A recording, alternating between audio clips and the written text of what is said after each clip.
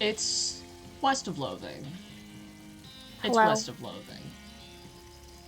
It is. It's west of Loathing.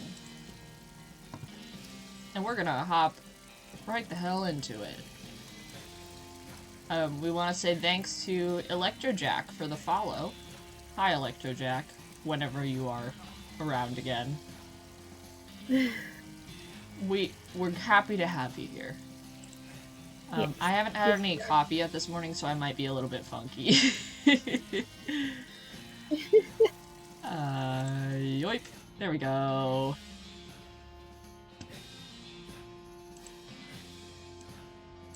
Festus Bassett. Is he carrying a pickaxe? Why am I carrying a pickaxe? Was I doing that before? Is that my melee weapon right now? A pickaxe? Is it? I don't know. I didn't think it was. I didn't think it was either, but it might be. Huh. Beans. Beans. Beans. Beans. No beans anymore. Alright.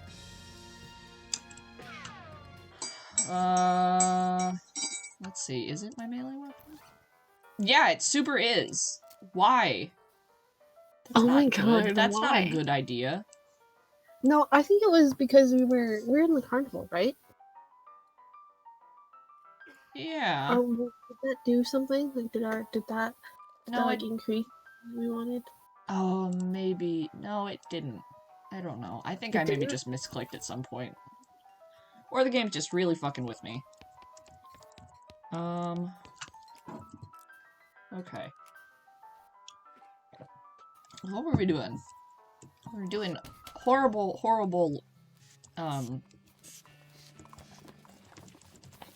nasty, no good clown stuff. Yes, that is correct. That is correct. Hello, please. Do I have a letter? Nope. Well, thanks anyway. I'll just crab walk my way out of here. What is up with horse knees? Good question. What's up with horse knees? Yeah, what's up with horse knees? The back ones bend the other way. Yep. How come they do that? I don't know, man. Evolution. It make them run better. They run good. My biscuits are burning. The boss is gonna be so mad I bruised my hat. Where'd I leave my spatula?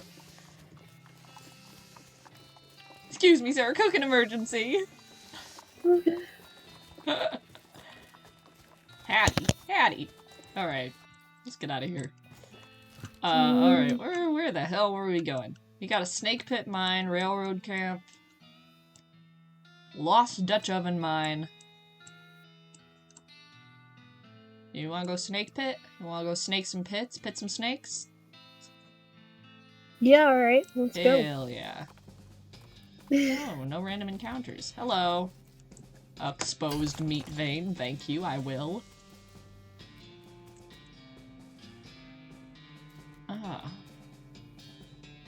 You look at the mining equipment. You have no idea what any of it does. I would like... It's scary to explain to you. Gary... I mean, if you don't know what it does... Hey, Gary, do you know what any of this stuff works? Oh! Oh, no! No! Gary doesn't knowing that! No, alright. I'm going to explain it to you. Hey, Gary. What? I just wanted to tell you about this mining stuff. Okay. So this first machine here, this is an automatic, peat bifurcator. Gary stares at you blankly. And this thing over here, this thing is used to extract a created jag rock and then, roll it. Gary sighs. Keep going. And this third machine is a fractured slate liquefier. It converts methane into crystalline mud. Isn't that interesting? Gary grins. Now to finishing? Minesplainer. You sure do think you know a lot about mining.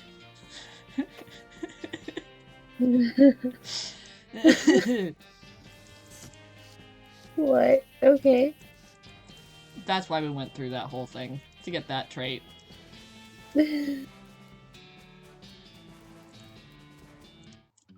Hello. Hello. Pile of loose boards built a crate. It's a crate, presumably full of mining supplies. I mean, you should know that. You built it. A lodestone ring. Huh. Pit a snake? You can see the snake coiled up in the little hole. Pull it out and punch it! Oh my god.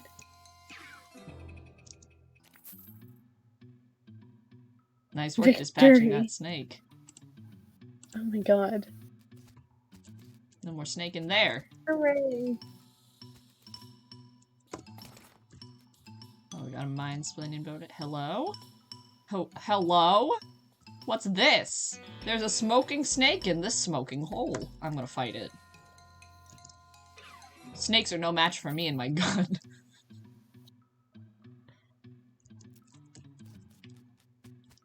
Hello?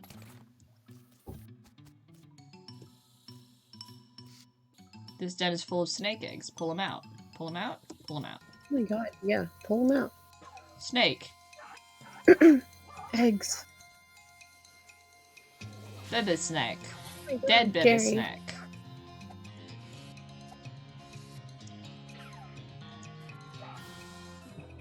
Gary's like really good with like not getting hit. Gary is Kick Boy. Excellent. Oh, you grab the rest of the eggs from the den and shove them in your briefcase. Soon they'll hatch and feel right at home. Hey. Excellent. Now I have 3 whole pickaxes, and I don't think that's great. Hey, doesn't it seem like this...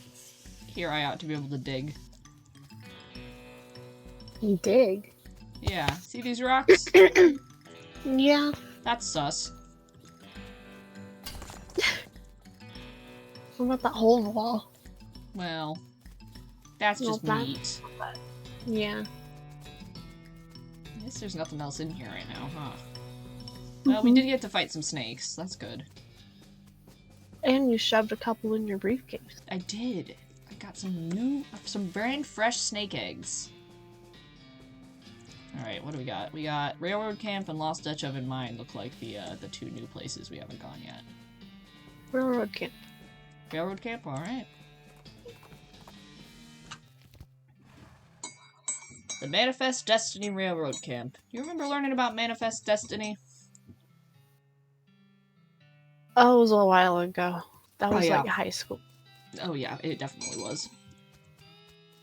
Hey. This guy should never be put in charge of a switch. Well, he's asleep, so...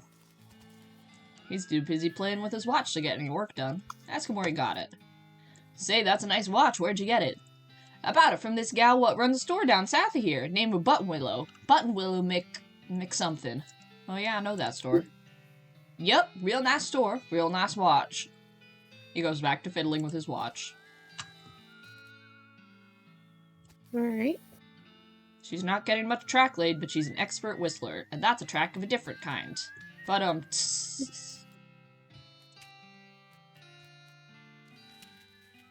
Hello? You approach the beleaguered-looking man with the tiny glasses. Howdy there, who's in charge of this outfit? If I'm being charitable, I'd say that fellow over there in the white hat is the foreman. He points at the man next to the huge pile of rocks. And if you're not, he smiles. Then I'd say that paper-backed idiot over there in the absurd white hat is the fellow you're looking for. Alright, thanks.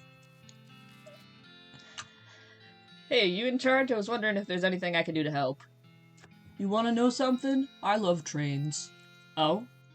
Ever since I was a little boy. Huge, magnificent, roaring iron beasts. They were like magic to me, like dragons.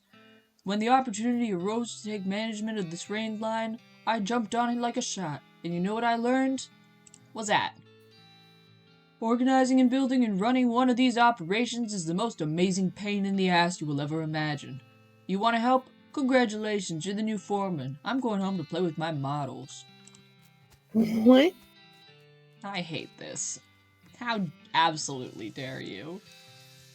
Oh my god. I guess I'm the boss now? The man looks you up and down. Well, now I suppose you can't be any worse than that last clown. He extends his hand. Name's Smee. I'm your assistant. What's the situation?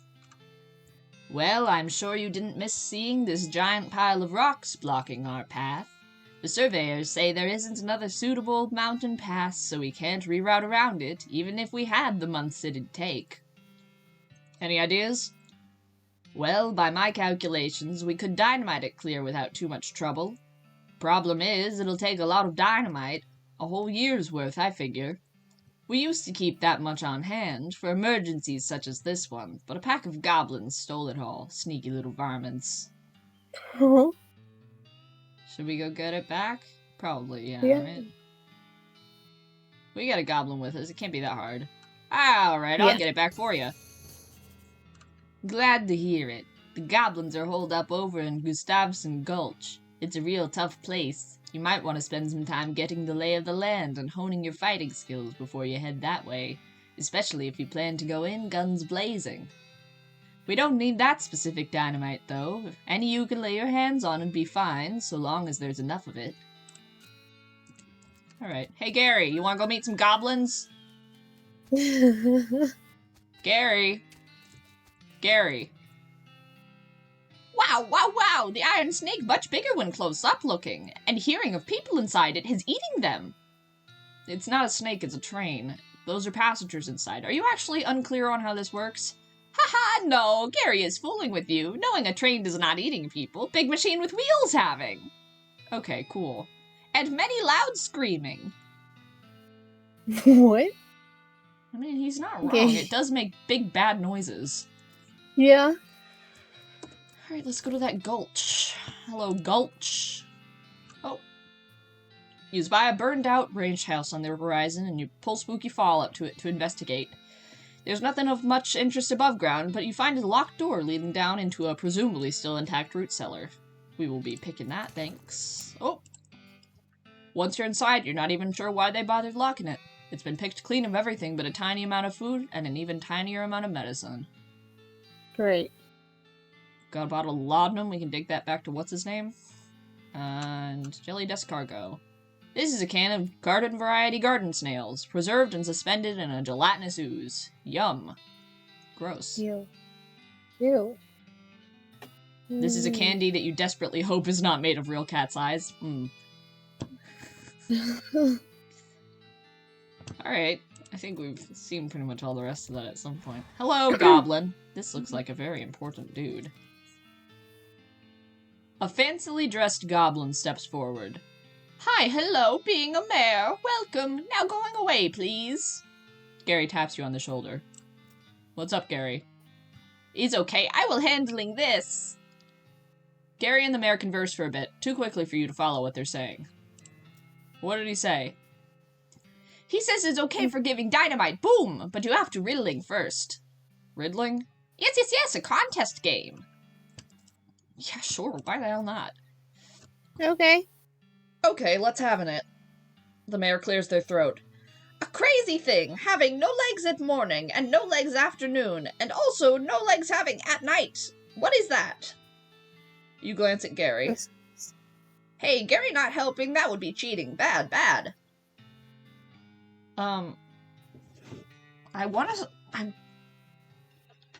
Wow. A snake? The options are a man, a no-leg horse, an egg, and a snake. I mean, it could be a no-leg horse. Or an egg. Or a Okay. snake, but I think it's a snake. Snake. Would Gary, if we asked this to Gary, this is an old-fashioned classic goblin riddle. If we asked this to Gary, would he say the answer is a snake or a no-leg horse? I don't know, man. I genuinely don't know. You say a He snake? could say either. I think it's a snake because, I mean, horses had legs at one point. Probably. Yeah, alright, we'll say a snake. No, nope, this answer is no good. What? But a snake doesn't have any legs. Wrong, a snake having one legs. No! Walk away in shame. I think it's a no-leg horse. A no-leg horse. No! Okay, it is wrong being so wrong? Well, dang it. Alright, it's not a no-leg horse either. How about an egg? Is it an egg? Okay, yes, an egg having no legs, ever. Correct. Well, except if hatching into something that legs having. But then it's not an egg anymore, so who caring? Yeah, alright, sure. Next riddle, you ready? Yeah. More eating, lighter getting. Lighter getting, shorter living. What am I? Is it an egg? I don't know how exactly that would work out, but is it an egg? I mean, you can try an egg. I'm gonna say an egg. Nope! This answer is no good. Alright, fair enough, fair enough. I mean, a fire here. Yeah, it's probably a fire. Haha, no! Fire is not alive!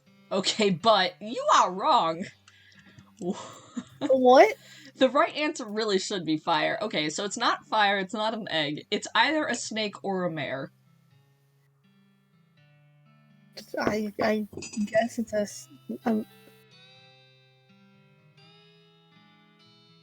mayor? I don't know. It's probably gonna be a mare. A mare. Okay, yes, I am a mare! Correct! Hooray! That wasn't the answer, it's just you are a mare. You am a mare. Alright, okay. Hooray! Okay, one more riddling. Ready? I could do these all day, my dude. Yeah. A metal thing with little teeth. In a hole while turning round. Entrance to my house is found. Where is it? Oh, you've lost your key, is what you're telling me. In your vest pocket. No, maybe it's in his hat. I really want to say an egg. Please, can I say an egg? I'm gonna say an egg. I gotta... An egg? No! Did looking there already! Rats. Alright. Alright, what'd you say? In your hat? Yeah, in your hat. In your hat? No, did looking there already! Okay, vest pocket, I guess. Is it in your vest pocket? No, did looking there already, too! Alright, well, it's under your welcome mat. Under your welcome mat? No, did looking there already? Okay. No, okay, so none of those are the right answer. What? Gary. Oh. Hooray! Hello, a goblin village! How nice to introducing you! I must admit I'm curious. I'll let you do the talking. Okay, a goblin right here standing. Let's greeting at them. Oh, also, Gary finding a key may be important here. Okay. Okay, Gary. Cool.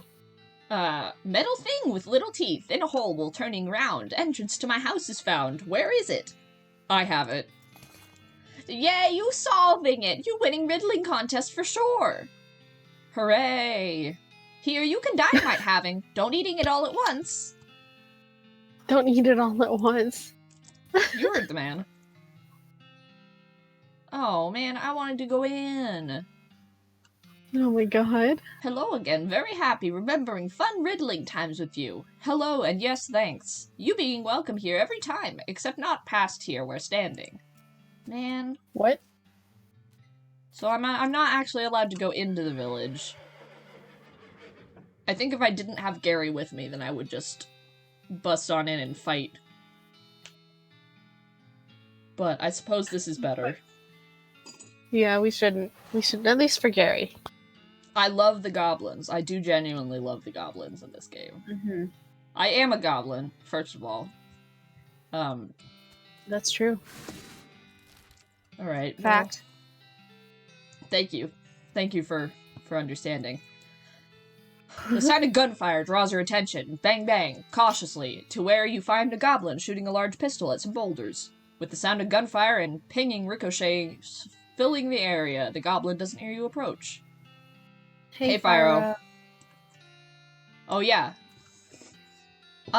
Yet another citizen of Goblin Town.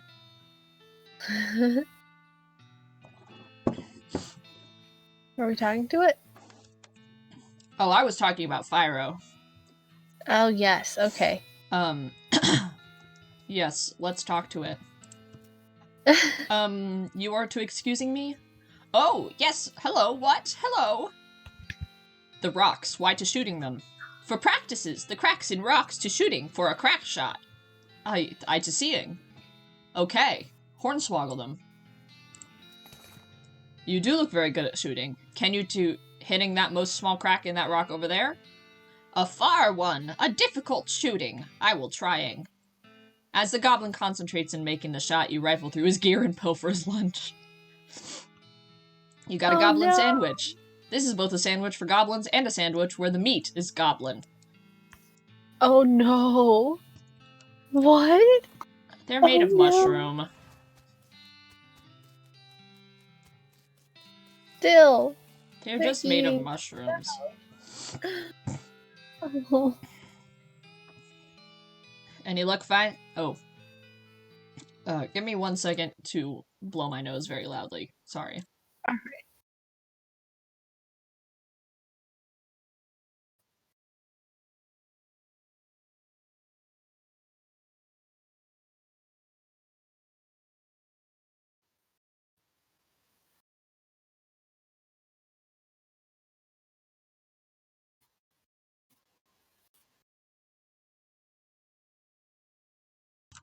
Lily got to hear that and none of the rest of you did.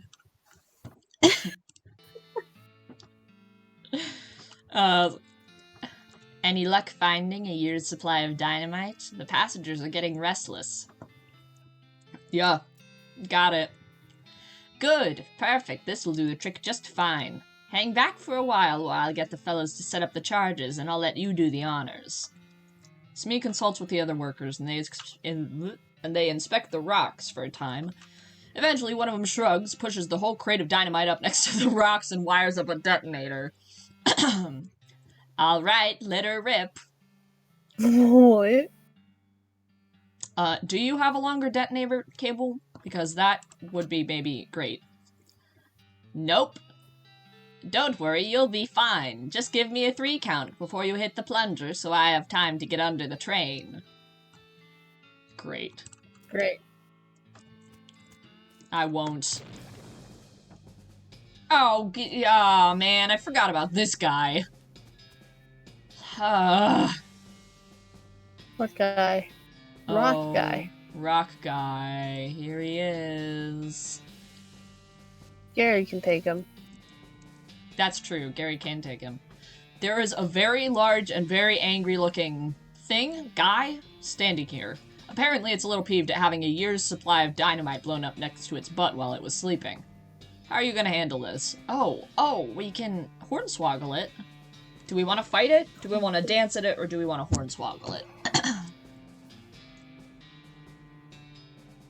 What does hornswoggling do?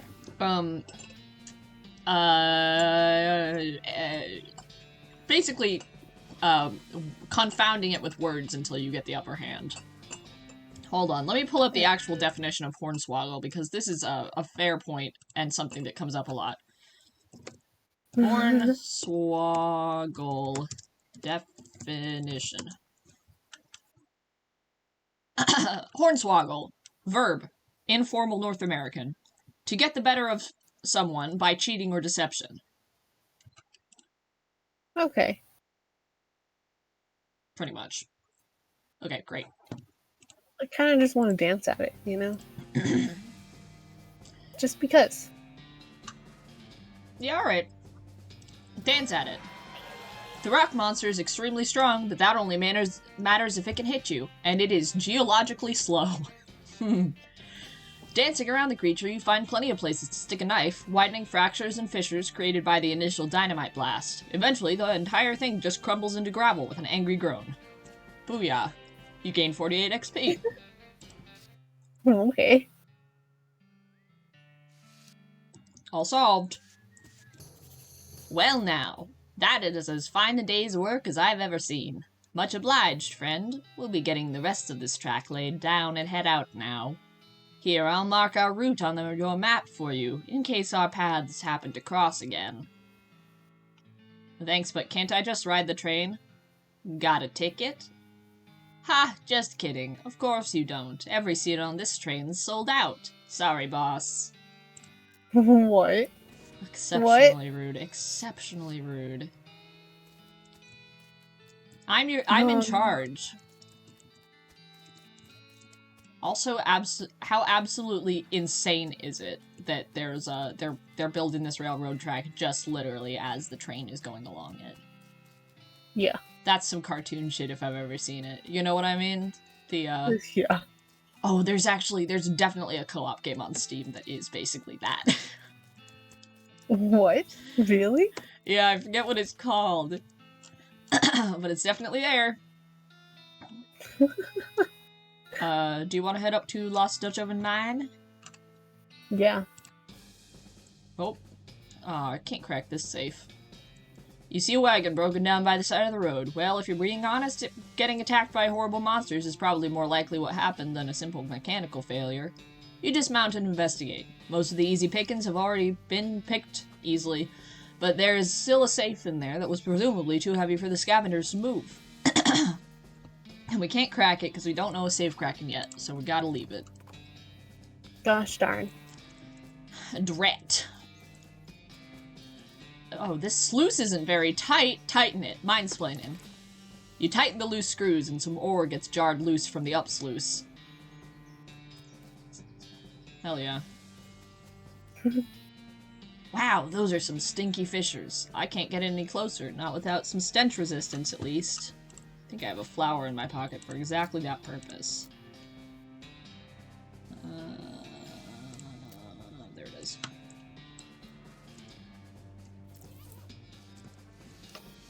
The stench here is barely tolerable.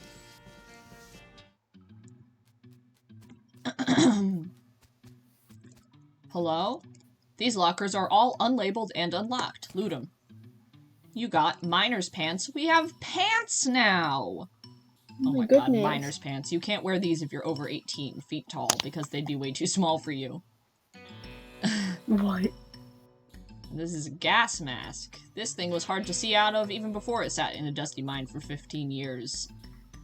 Okay, wait, hold up though. So you have to be over 18 feet tall, or they'd be too small for you? No. I'll... Let me say it again, with better emphasis this time. Miner's pants. You can't wear these if you're over 18 feet tall. Oh. Because they'd be way too small for you. Okay. Because they're miner's pants, get it? Yeah. Ha. Ha. Ha. Yeah, I can tell you're very a spittoon.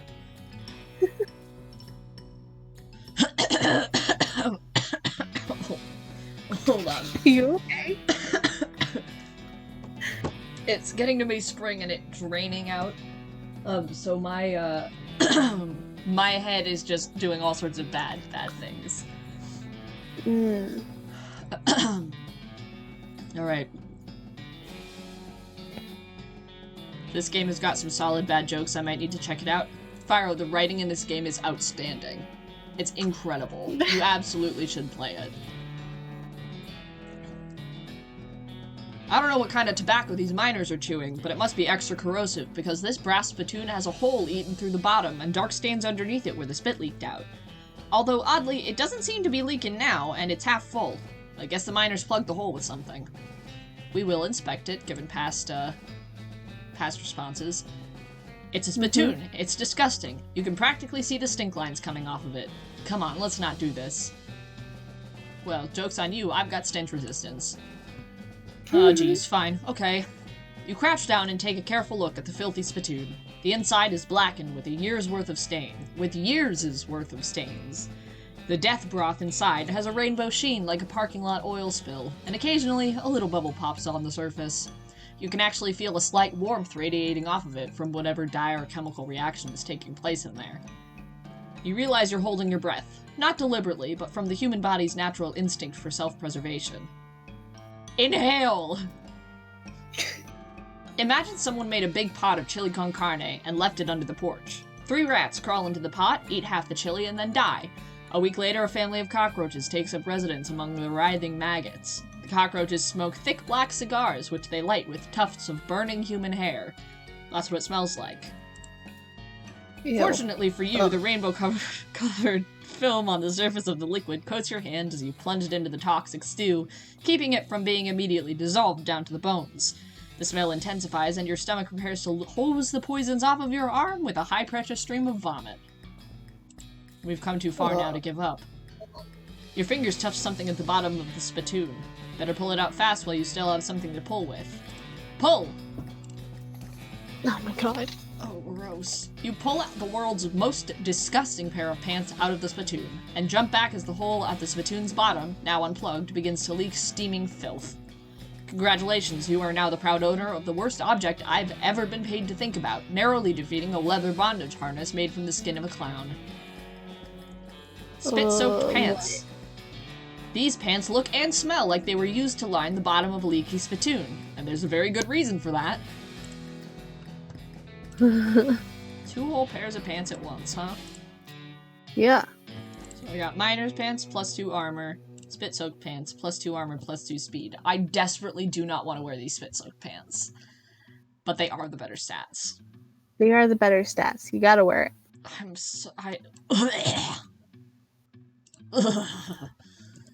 Okay, I'm just gonna proceed to immediately forget that I did that. A thermos of spiked coffee. When you work deep underground, it's hard to keep track of whether it's the appropriate time to drink whiskey or the appropriate time to drink coffee. Eventually, you just stop trying.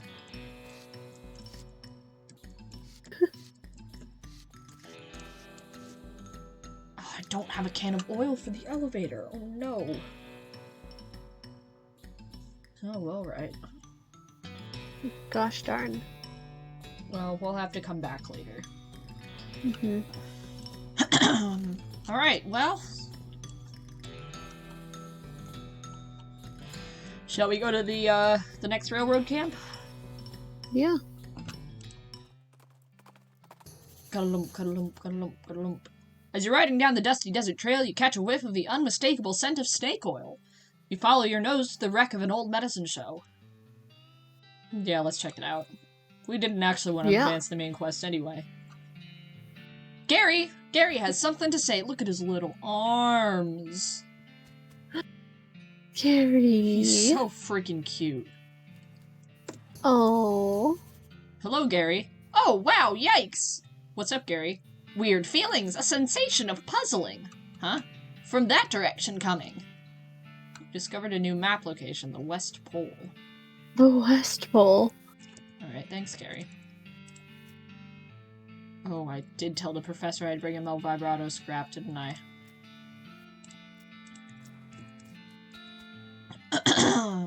Doc? Oh, Doc Automatics, mostly alcohol? Doc Ticks Moho. I don't actually remember if I've ever been here before. I'm sure I must have. You gotta go in. oh yeah, absolutely. Is he not there? No, it doesn't look like it. Oh, got some old snake pieces. How about this bookshelf? Most of these books are fake, but there's one real one. There's one real one. You got a book. Oils I have known. This book was penned by Dr. Galactic, one of the pioneers of the snake oiling trade. It's chock full of recipes for tinctures and balms and such. Teaches you how to make advanced boozes, oils, and potions. Hey, let's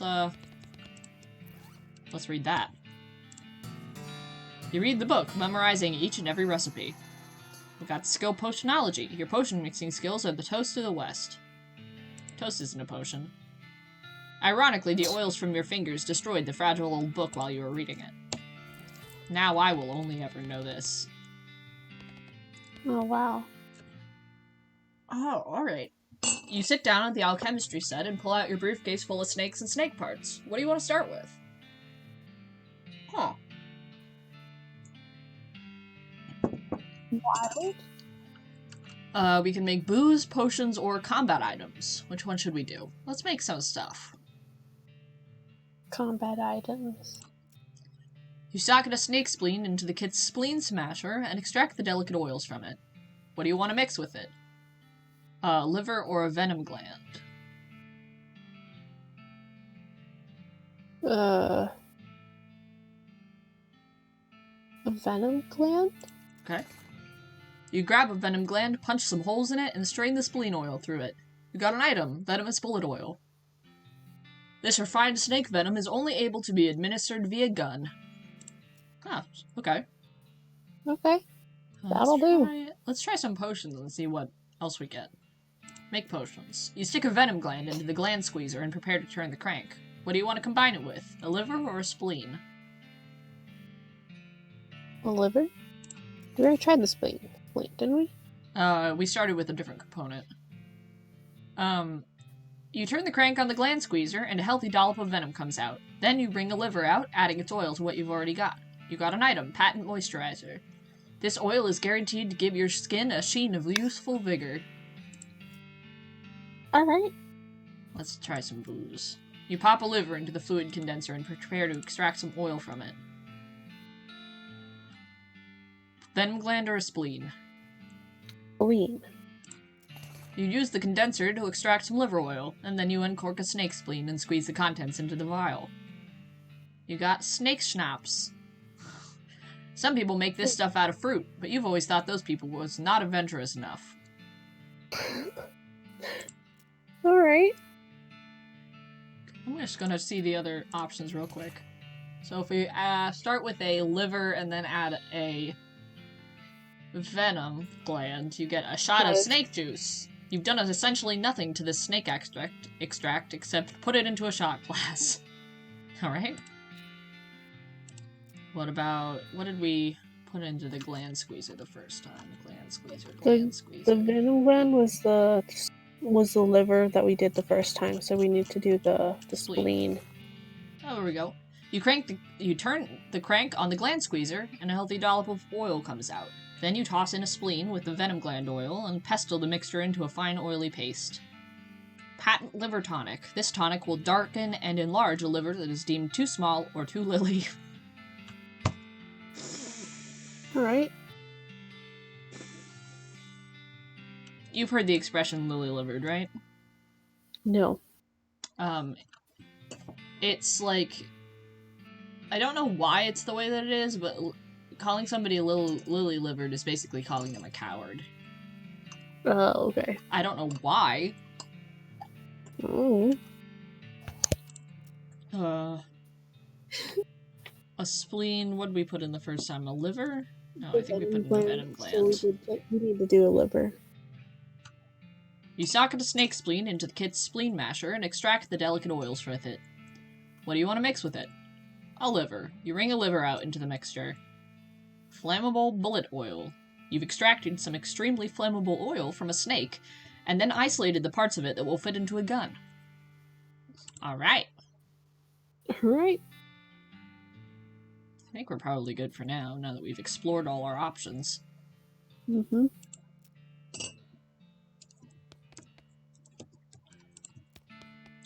Guess that's it. Doc Ricktick's Mutton Chop? Doc Real Politics Mouth Beholder? Dockside Tick's Mystery Cohort? Docile Automatics Milkshake Hour?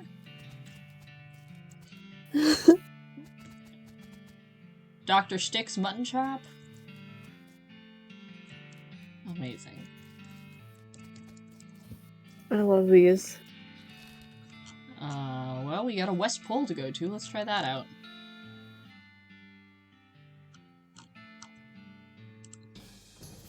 West Pole. As you're riding along, you notice a side trail leading towards a gigantic cemetery. You jot the location down on your map. Shall we go there now to Reboot Hill? Yes. Check it out. It's a cemetery. It's a cemetery. Reboot Hill. Don't worry, it's just paint. Just candles. Slither, slither, slither, slither. Why can I slither this far? What's that? What's down here? Nothing? Strange, there's a keyhole in the trunk of this tree. I don't have a key that I can put in it. Let's not forget about that, though.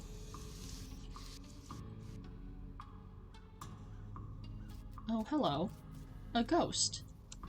You see the ghost of an elderly woman holding flowers. She seems lost and depressed, above and beyond what's expected for a ghost.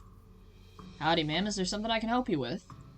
Oh, it's so awful. I can't remember. I can't remember at all. Let's start at the beginning, okay?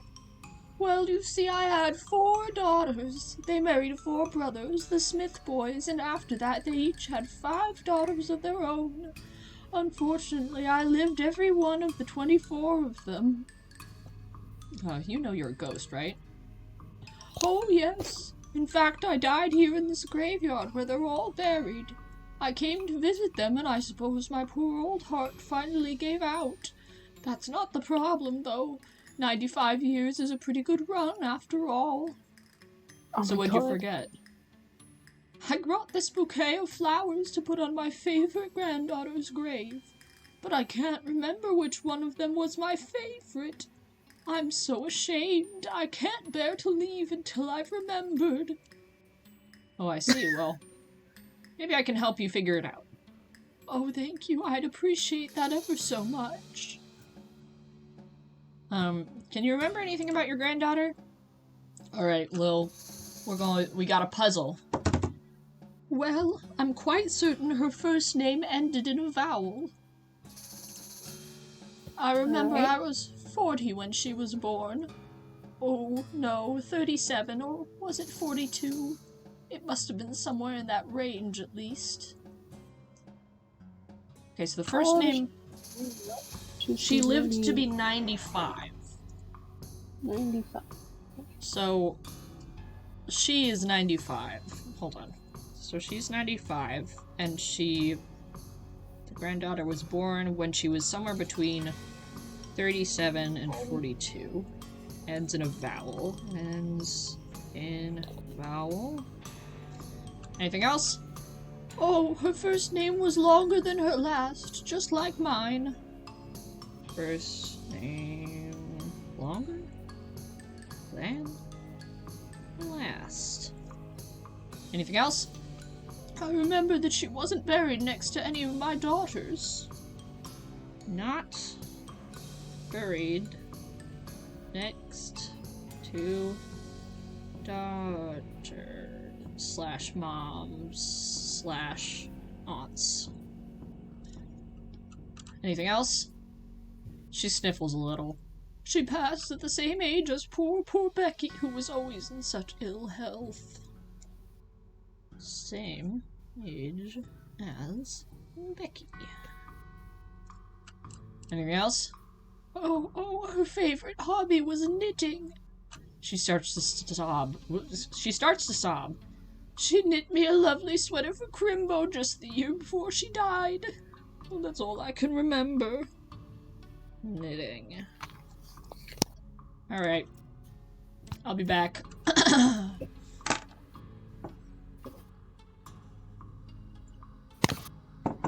Take a big fortifying swig of coffee. Alright, is she over here, or are there graves over here too? There are graves over here. There's plot 1. Okay, Rebecca Smith lived to be 95, so this might be Rebecca Smith.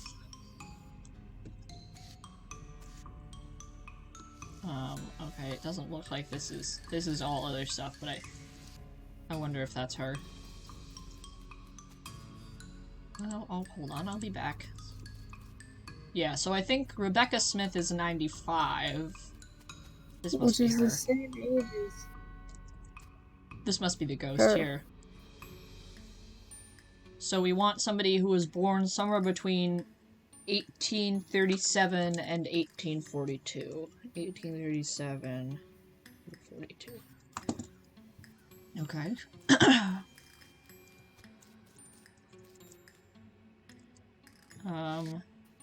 So her first name ends in a vowel, right?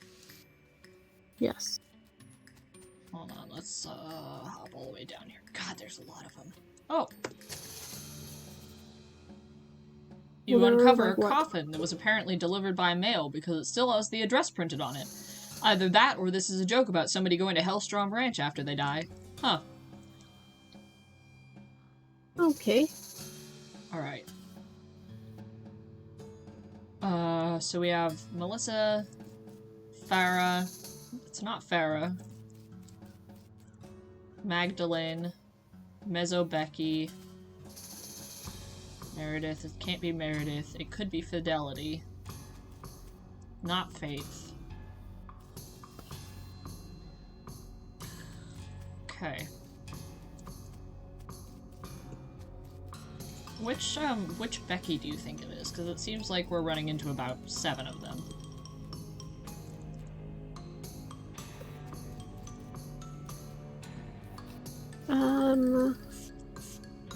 Wait, so it has to be between 1874 to 1879. What? The people, when they were... Wait.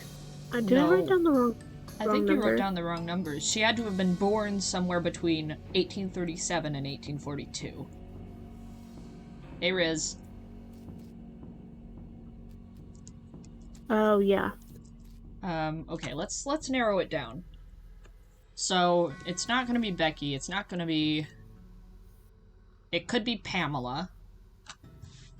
Name ends in a vowel. First name is longer than the last. Mm-hmm.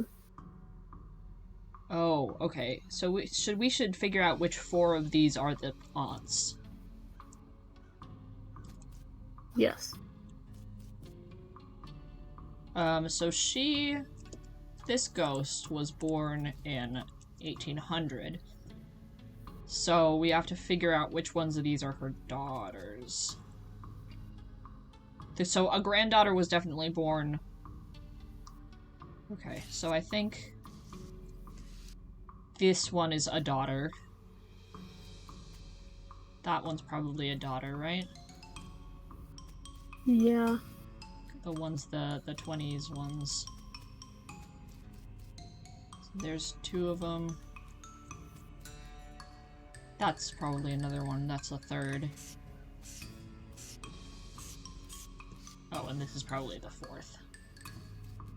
Yeah? Yeah, that makes sense. So she's not buried next to one of the adults, so... It's not Fidelity. It's none of these 3 up here. And then... It can't be Meredith, it can't be Madeline because she's buried next to Margaret, and it's also not Margaret. Okay, so we have... These 3 down here are possible. Then this group is also possible. What about this one?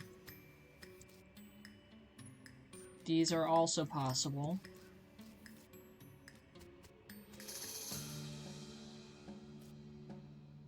Okay, hold on. Let's go back by birthday. No, all of these are possible. Then, no, no, no, so that rules out that group. What about this one? Yes, yes, yes. No, no, no, that is possible. Okay, hold on. Can't be Paula, but it could be Patricia or Penelope. And then it can't be any of these 3. Or these 3. Okay. So we have Penelope, Patricia, and then I think the other 3 were these 3. So Melissa, Magdalene, Becky. Right? And then these weren't... No. Then, Patricia and Penelope.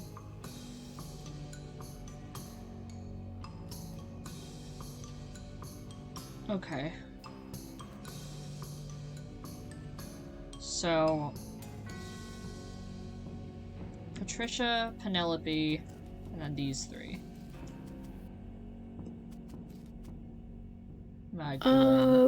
Wait, which one?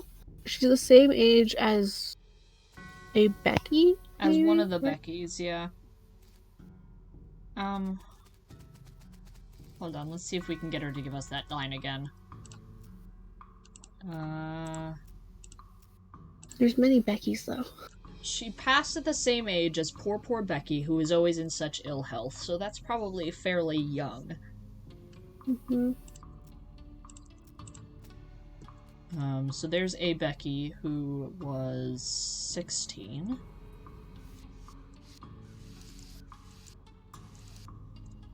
This one was 24.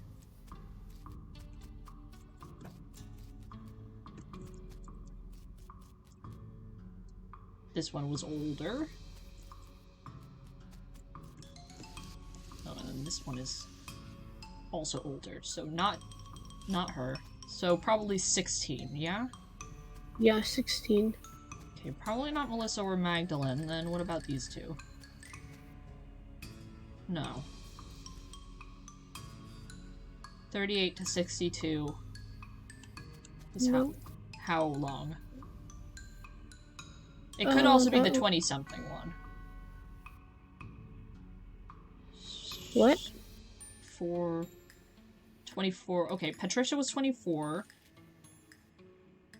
Hold on, let me check. First, little Becky was 16, but then we also have one that... I think it might be Patricia. Patricia's 24. 3, 4, 5, 6, 7, 8. Not Penelope. So maybe Patricia. Magdalene's 23. And then 38. I think it's Patricia. Alright. I think it's Patricia.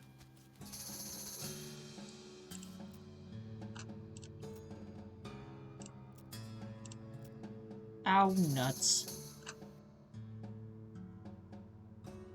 So it's not Patricia. Must have missed something somewhere.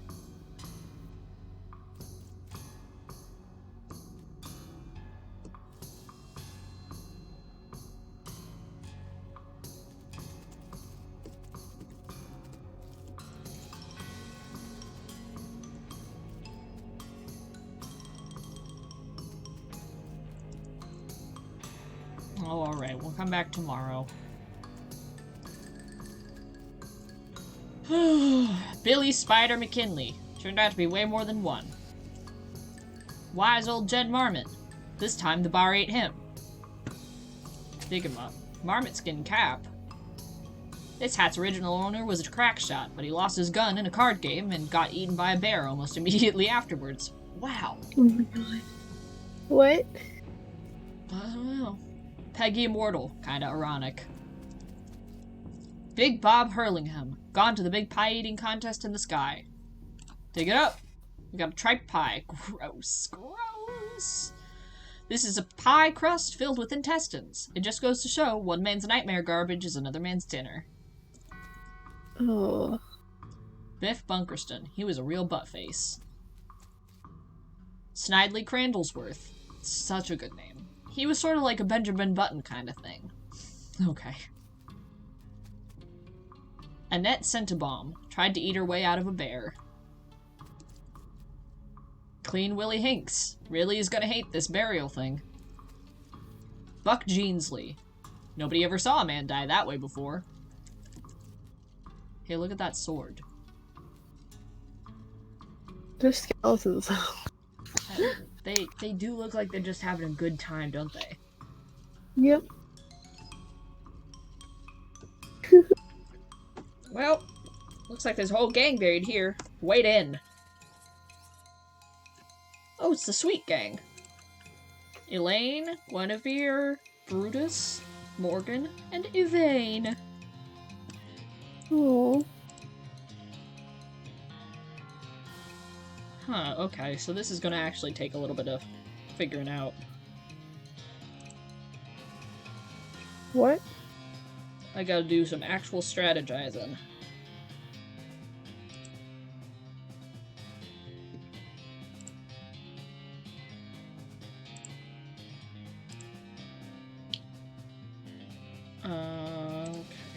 this. And then I'm gonna deploy Snake. And now, I'm gonna do this. Oh, jeez. Oh, man. Oh, boy.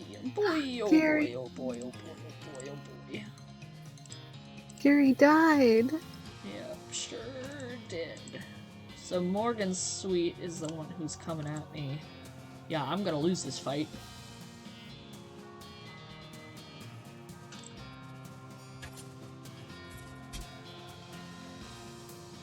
That's alright.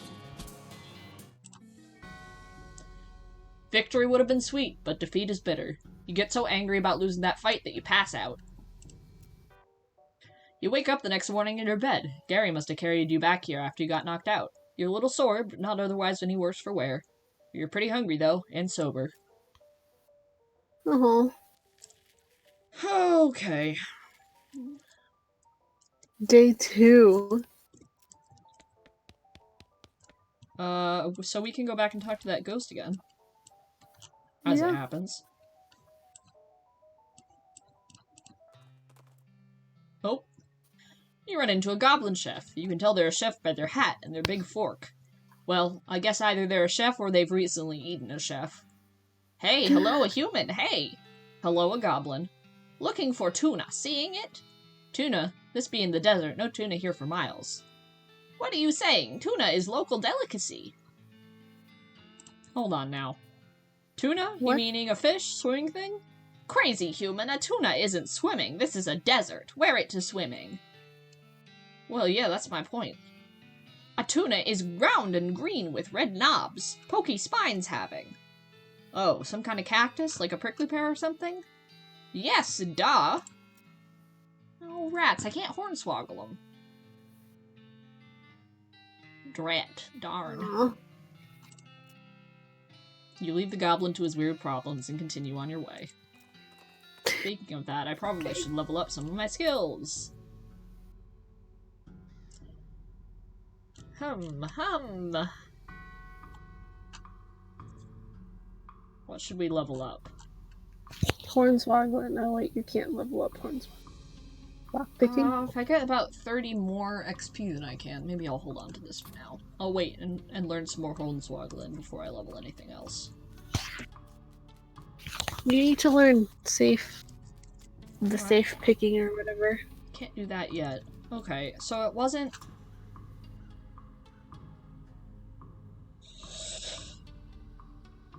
Okay. Alright. Okay. So let's say it's somebody who's 16. Yes. Nope. 19. Nope. 24. Nope. 16. Pamela. She is buried next to Pearl. Then it's not Pamela. Okay, but let's keep Pamela in mind, because I could be extremely wrong about something. Penelope was... 50? 55, 6, 7, 8? Yeah, 50, so no. Patricia, we know it wasn't her. Paula was only 5. Oh. Paula. Okay, what about these ones? Oh, did I forget about these last time? 37. 30, okay, Fiona? How old's Fiona? 4, 5, 6, 7, nope. 30-something. And Faye, it's Faye. It's gotta be Faye. No, but her name is not longer than... Oh, first name rats, is- you're right. So it's not Faye. Lenore is... Is Lenore 16? 5... Yeah. It might be Lenore. No, is it Lenore? No, she's born in 47, so that can't be right. Yeah, can't be Lenore. Leilani, born in 49, born in 45. Mezzo Becky. Too old. Magdalene. 23. Not her. Melissa. I'm not gonna do that math, but I know it's too old. Meredith. Nope. Madeline. 4, 5, 6, 7, no, 30-something. Margaret ends with a T. Faith. No, ends with a T. Farah is one of the daughters, so it can't be Fidelity. What? Ha!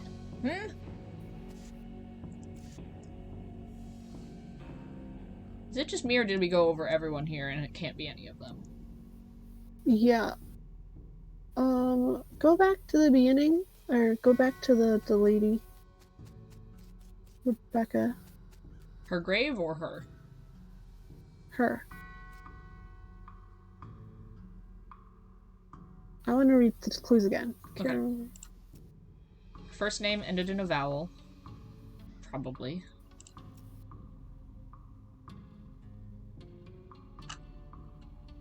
Well, here's the thing is, I guess it's possible that she's also misremembering a clue.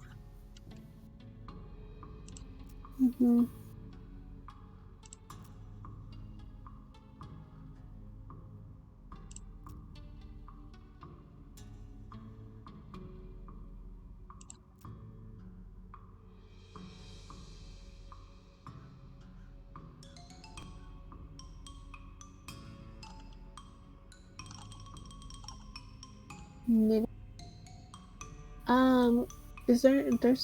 Can we go to that, like, that plot thing that's by the front gate?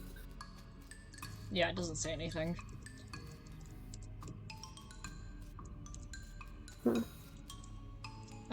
So it sounds like she's uncertain about the ending with a vowel.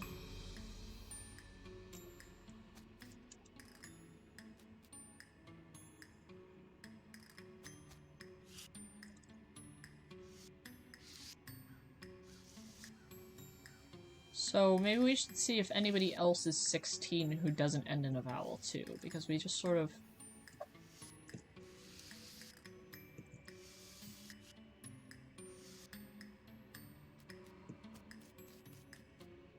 I don't get where the meeting comes in, though.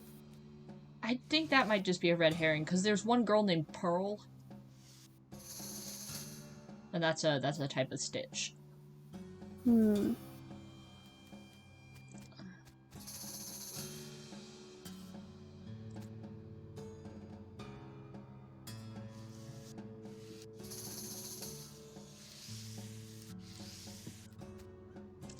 Farah. Faith is 25.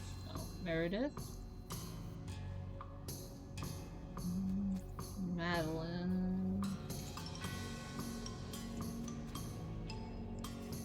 Can't be Madeline.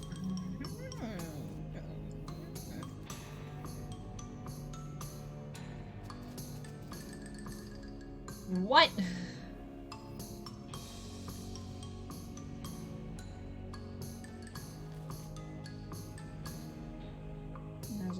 Wait, how many graves total are there? 3, 6, 9, 12, 24. Okay. Should we make a list?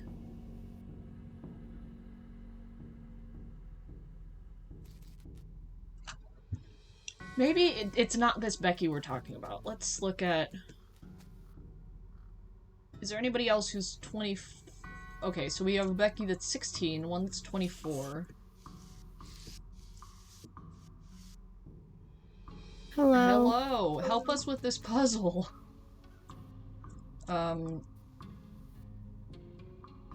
Oh yeah, coffee, very fair. First Becky Smith, how old is she? 7, 8, 9, 10, 4, 35, 6, 7, 8, 38.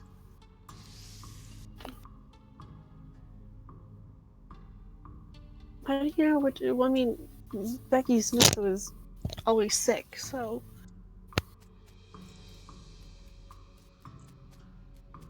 I wish she'd tell us which Becky it was. I'm just drawing my little goblin man. Fire! Oh. I gotta see this. I'm desperate to see this also, please. Please do show. Please do share when done.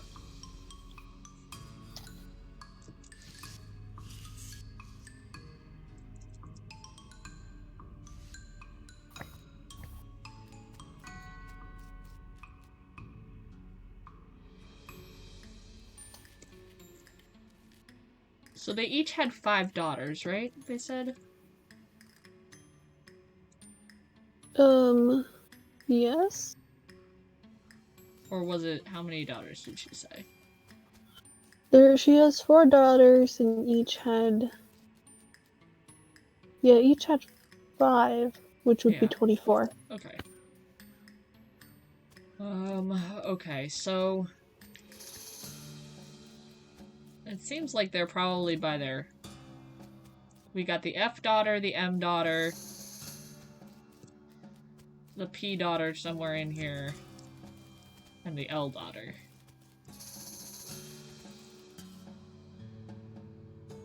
Okay.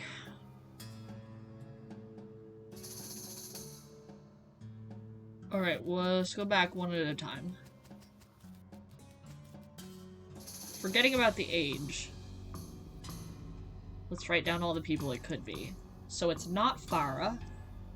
Let me get a fresh piece of paper. Can't be Farah. Mm-hmm. It also cannot be Fidelity, because she's buried next to Farah. Can't be Faith. Hypothetically, because her name starts with an H. And also she was born too early. Melissa, Farah wasn't born. Well, no, yeah, she was born too early. Never mind. She's 37. Continue. Could be Melissa. So Melissa.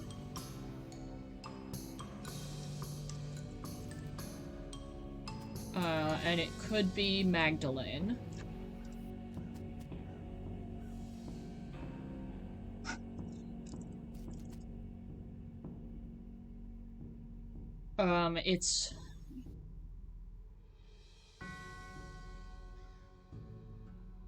It's not Middle Becky. Because anyway, Becky is the same amount of letters as Smith. Yeah. Okay, and so it's not Margaret, we know. Which means it also can't be Madeline. And it's not going to be Meredith. So her name starts with an H. Unless, how old is Meredith? 7. Okay, how about this? We forget about the ending in the vowel thing, because I suspect that she may be wrong about that. Okay. Okay, so Farah, Fidelity, still can't be Faith. It could be Meredith.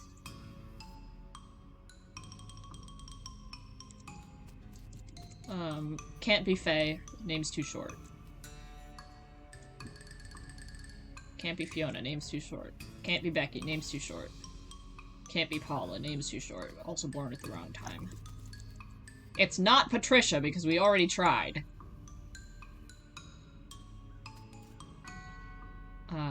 And... Penelope, perhaps?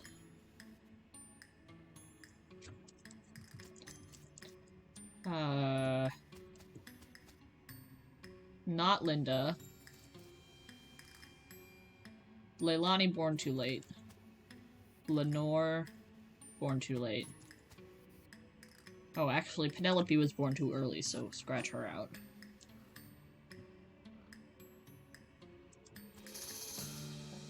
Not Becky. Not Pearl. It can't be Pamela because she's buried next to Pearl. Not Becky. Not Lilith. Not... Ah! Are you good? This is hard. Who is on our list so far? Melissa, Magdalene, and Meredith.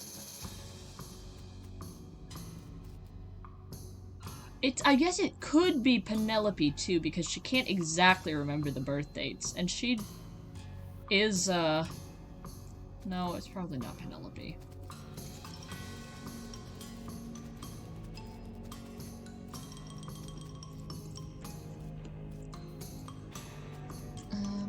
Because if she's not super sure on the birthdays...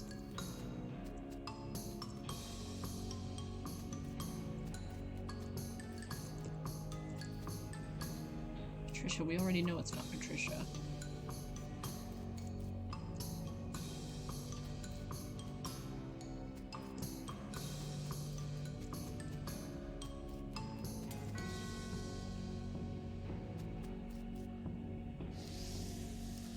Okay, I guess it's either Melissa Magdalene or maybe Meredith, but let's say Melissa or Magdalene. So Melissa got to be 35. Magdalene was 23.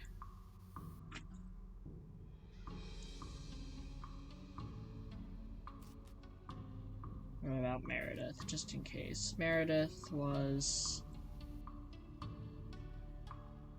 24, 5, 6, 7, 27. Huh.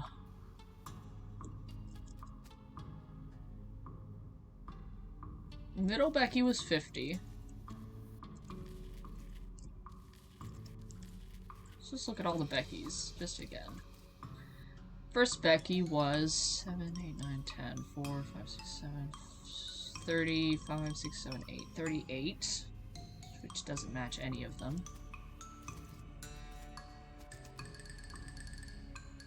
24. 16.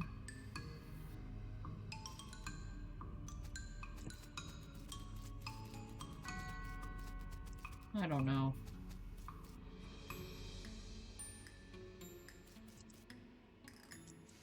Maybe I'll just look up the answer. Because we could just keep trying and getting it wrong. Should I just look it up real quick?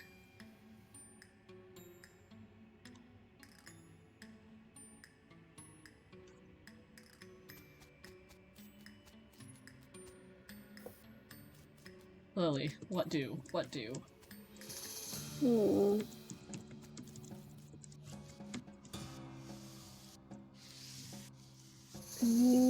I guess we could. This is too hard. I feel like I just don't want to spend much more time on this, but I do want to figure it out. So, well, we'll be dirty cheaters. Hmm?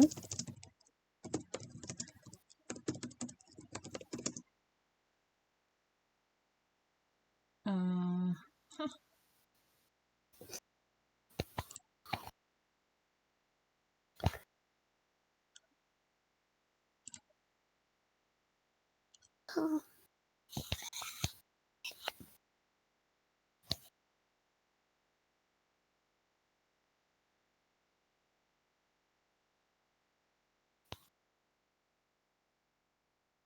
Okay, well, yes, it's either Magdalene or Melissa. Alright. Why are there two options? So we definitely narrowed it down to the right two. Okay, so the answer will be either Magdalene or Melissa. If you previously read the diary in Kellogg Ranch, the correct answer will be based on whichever clue was randomly given in the diary. Wait. If you did not previously read the diary, your first choice is guaranteed to be incorrect. Wow.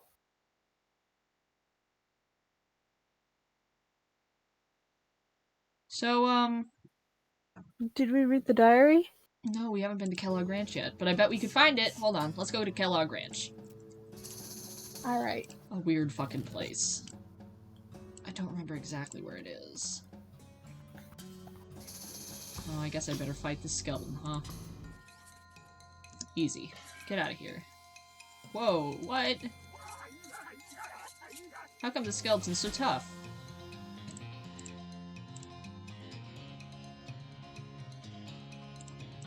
Oh no. I Forgot, things get much harder here suddenly.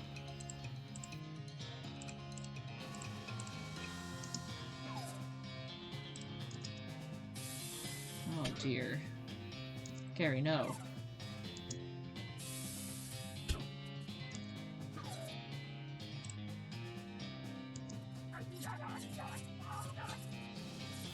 Bye, Gary. I have avenged him. I got some bones. Oh, hold on. I can make things out of these bones, can't I? Hello, please. Soup stock load. Stop and smell the soup.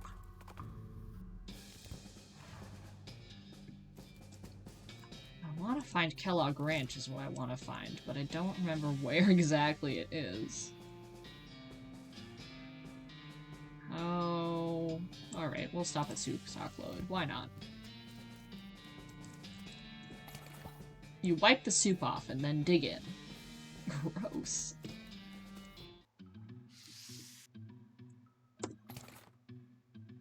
A caged canary? It's hard to be scared of anything with this little guy always chirping a cheerful tune. Huh. I got spooky resistance. Oh, can of oil. Good.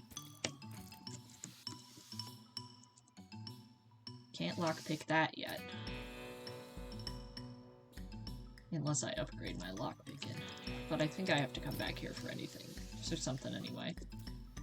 Don't have a suitable vessel for all of this boiling soup.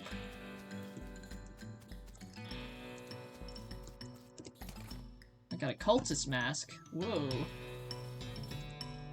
Plus 6 mysticality. There's a diary under the crude pillow of this bedroll. Entry 1. This mine is the worst. It sucks so bad here. I have been in some lousy mines, but this one really takes the cake. Everything smells like soup. The walls are slick with it. I swear, I can feel it getting into my pores. If I went to a doctor for a blood test, he'd probably tell me my blood is tomato basil bisque or whatever. Entry 2.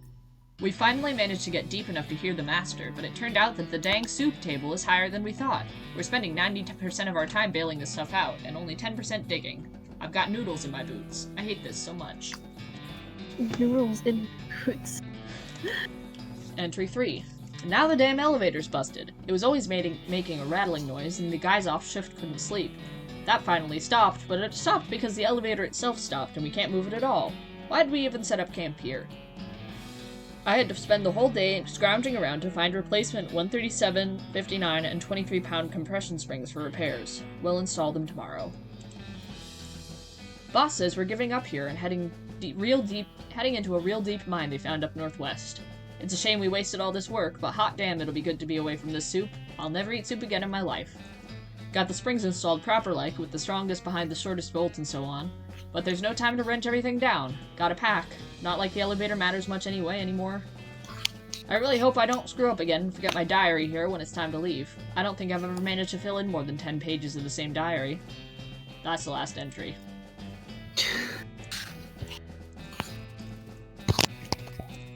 Hello? Let's try to fix this elevator. Okay, so hold on. What did it say? It said one... Oh, I don't have a wrench anyway, do I? Looks like you're gonna need a wrench. Alright, I'll come back later. Hmm.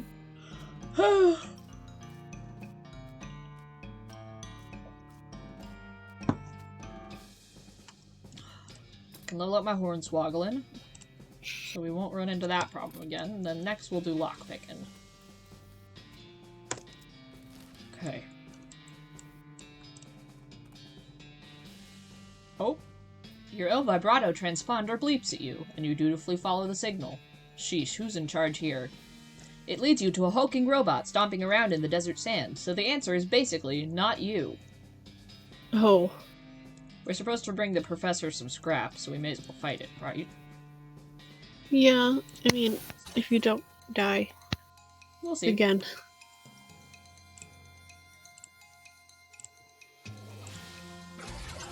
Whoa.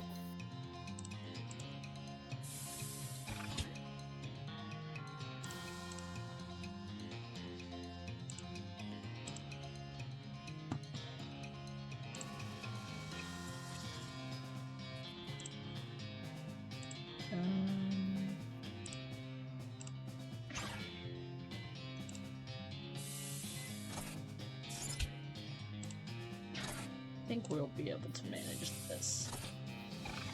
But Gary... Gary will be fine. He's a mushroom. He regenerates.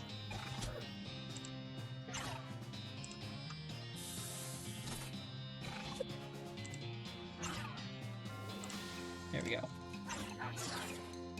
Hey!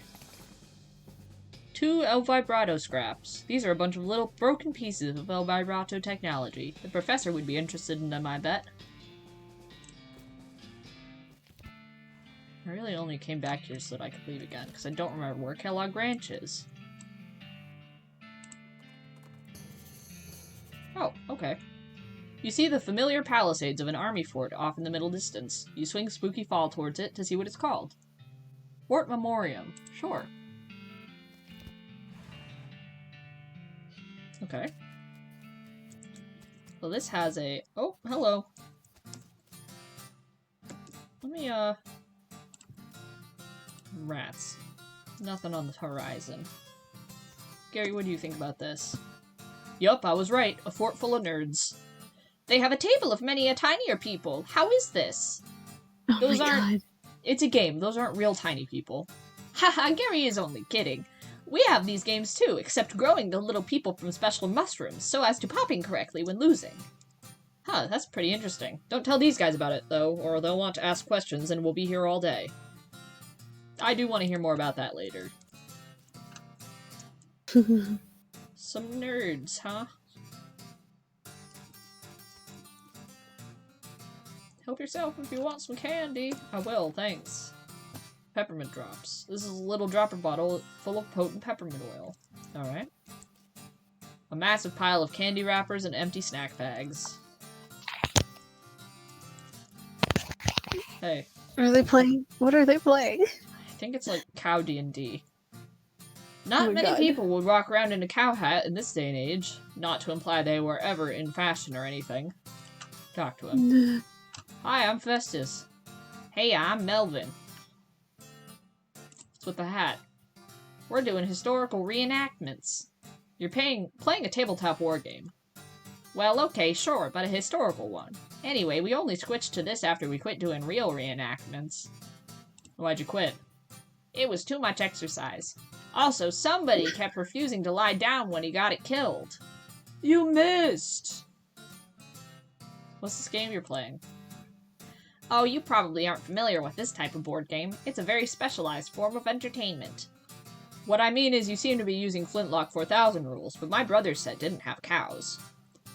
Oh, well, yeah, we had to mod them in ourselves. Cool, huh? Can I play? Well, the rules are pretty complex. I don't think the others will want to play a teaching game. I already know it. My brother used to bug me to play him all the time so he could test his strategies. Then great, yeah. We're short of player on the cow side. Step up to the table and grab some dice. Oh, alright. This guy is eating chips like they're going out of style. Wait, he's a nerd. Nerds don't care about what's in style. Hey, I'm Festus. Hey, I'm Jeff. You like this game?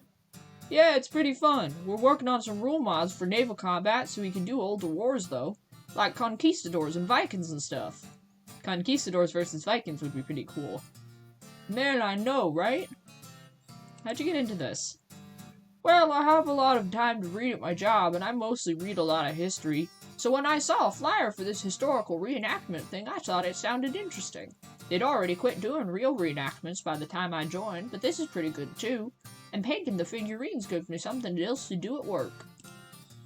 I wonder where he works. Oh. How about this guy? This guy is excitedly and repeatedly describing his favorite kinetoscope reel. Oh, man. Oh my god. Hi, I'm Festus. Howdy, I'm Ernie. What's this kinetoscope reel you're talking about? Oh man, you haven't seen the Dickinson experimental sound film yet? It's amazing. What's it about? Well, there's 2 guys dancing while a 3rd guy plays a violin into a huge cone. You can actually hear the violin. It's so great. And then a 4th guy walks in. What's he do? Nothing. That's where it ends. Sounds pretty avant-garde.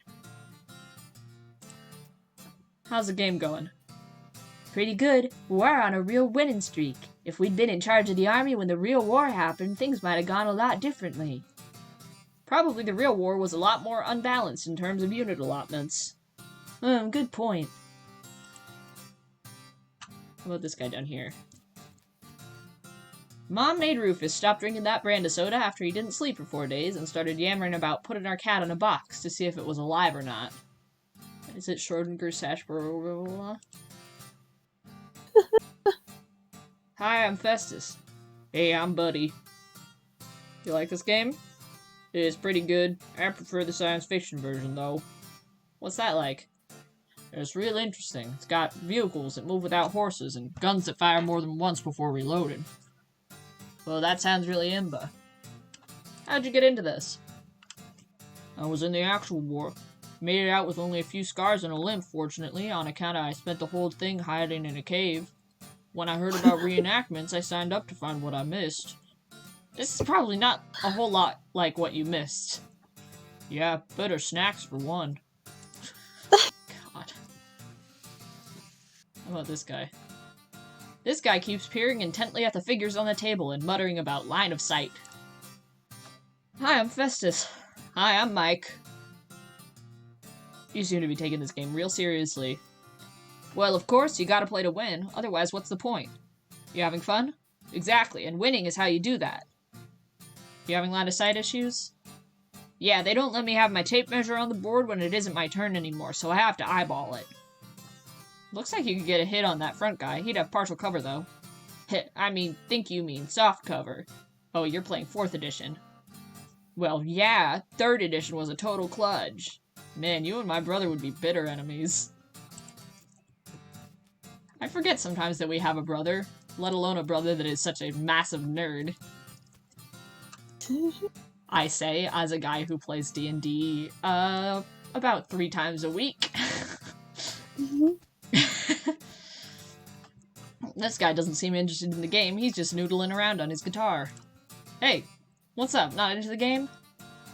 Nah, I like games, that's why I hang out with these guys, but I've gotten real bored of these strategy war games. I want something different. Like what?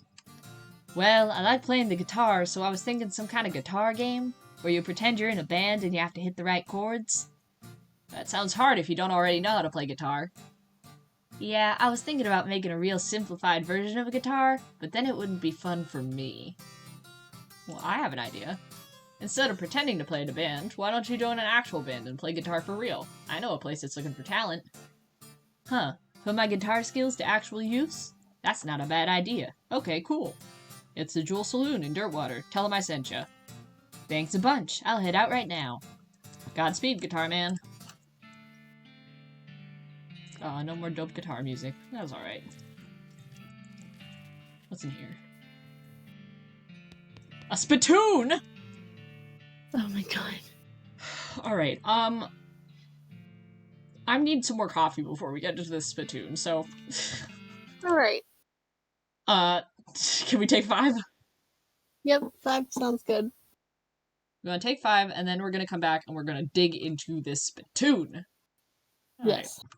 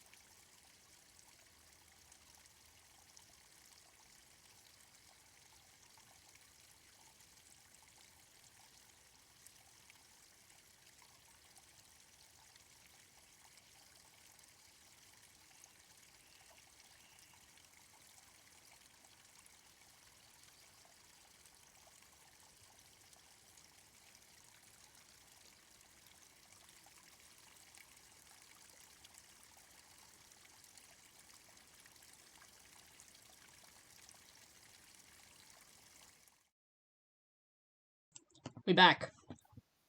Hello.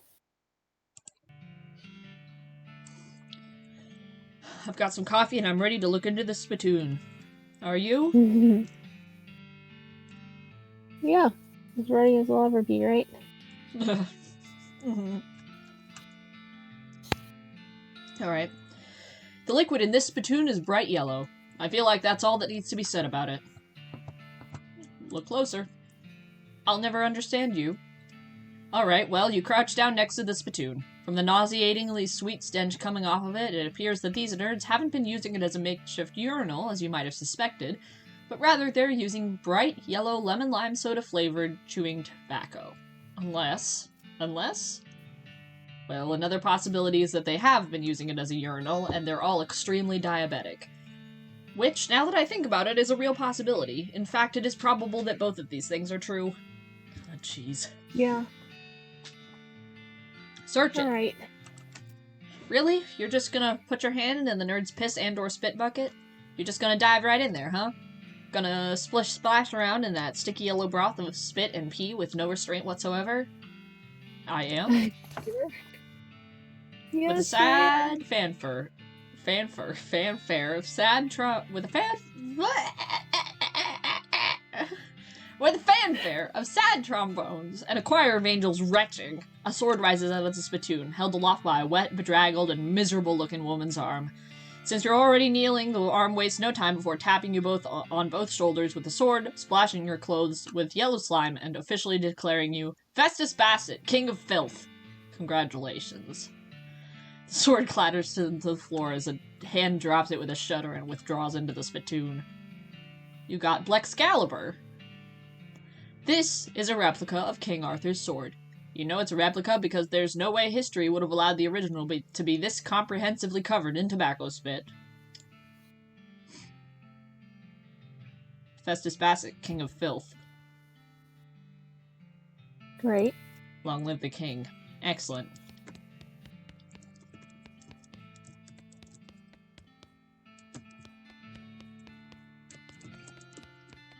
This pile of trash smells very, very bad.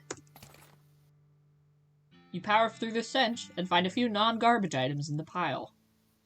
You got an item, Kurtzfitz pants. These pants are very tight to better show off your leg muscles. +7 muscle, think. Well, oh, I guess I probably am not really using muscle. This shelf is stuffed full of rulebooks for a weird game those nerds are playing. Hold on, I've got a mysticality mask somewhere here.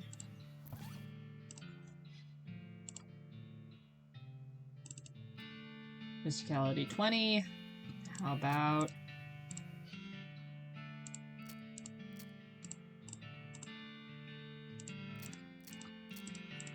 Mysticality. Come on, I know I got something that'll do it, right? Mm-hmm.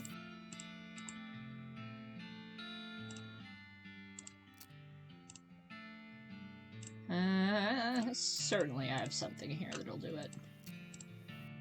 Maybe I just need to eat something, huh? Mysticality.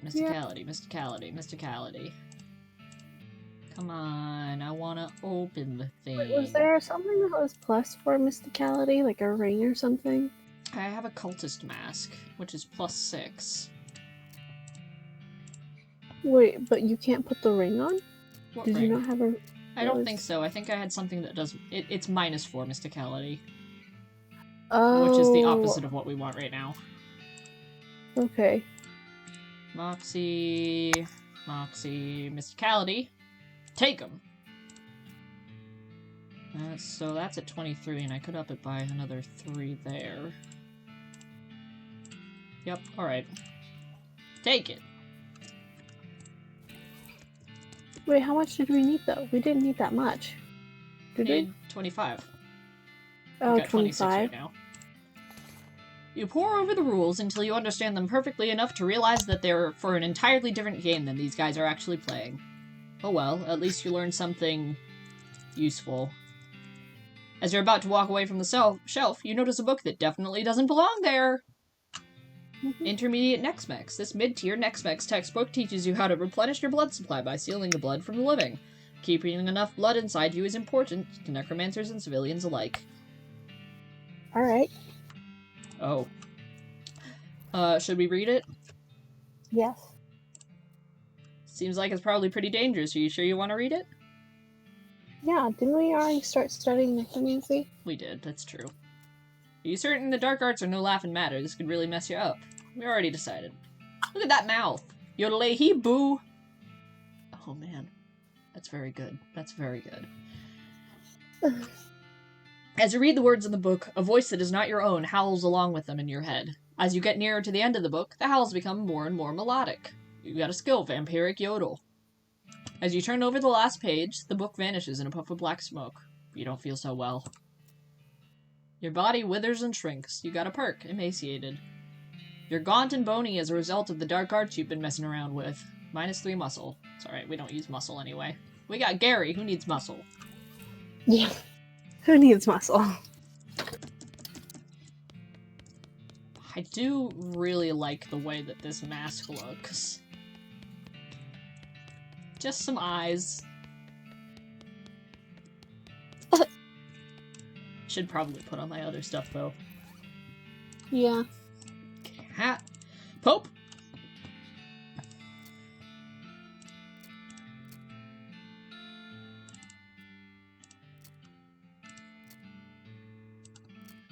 Was that the only thing I put on? Yeah. Alright.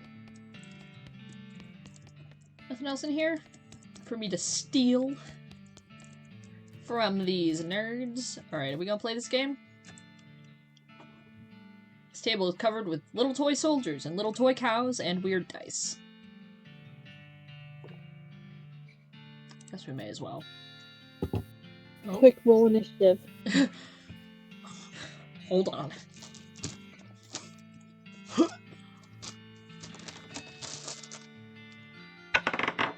Four! Oh no. Alright. Which battle would you like to recreate? Shall we do the first one? Mm-hmm. Battle of Cow Ridge. So we are playing on the cow's side, fighting these humans. Okay, let's see. We gotta do at least a little bit of strategizing in here, because we're not using our own stats. Dumbly attack whatever's in front of him, heal one ally, or everyone. So I got this thing, wall of beef between me and him, but otherwise he's gonna start attacking me. And this guy is gonna attack him. He's gonna not do anything. Okay. Bolting your own units will not help the cause. 3 damage, or destroy him for 3 points. Heal your target. Increase the target stats by 1. How about we destroy him? Destroy!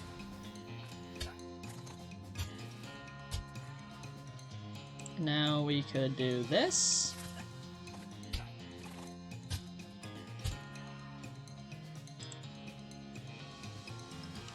Oh, we heal him. Heal. Heal. Smite.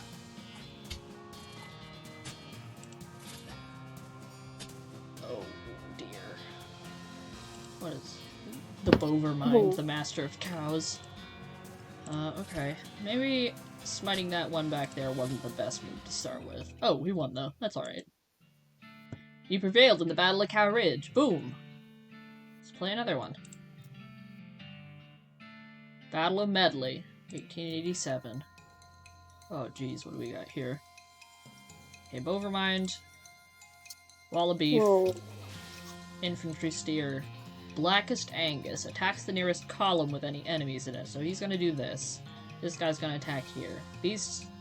That's a medic. This guy's gonna end up attacking me, so I gotta get rid of him fast. Will attack the enemy with the highest HP. Okay. Cow Cultist will restore 1 HP to the Bovermind every round. Okay, great. So let's say let's destroy him. Bam. Don't you want to destroy the medic? I want to get rid of that one first, because that means that I won't get killed by him. Now, I want to destroy the medic.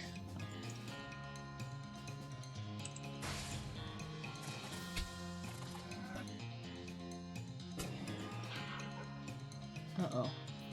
Uh-oh, uh-oh, uh-oh. Smite. Oh, no. Okay, different strategy. Let's try that again. So maybe we should get this guy first, huh? The medic? The rifleman down here, because he does a good amount of damage. Let's get rid of him.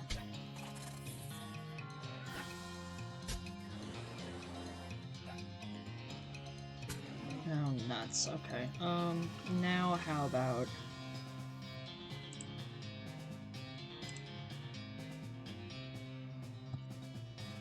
I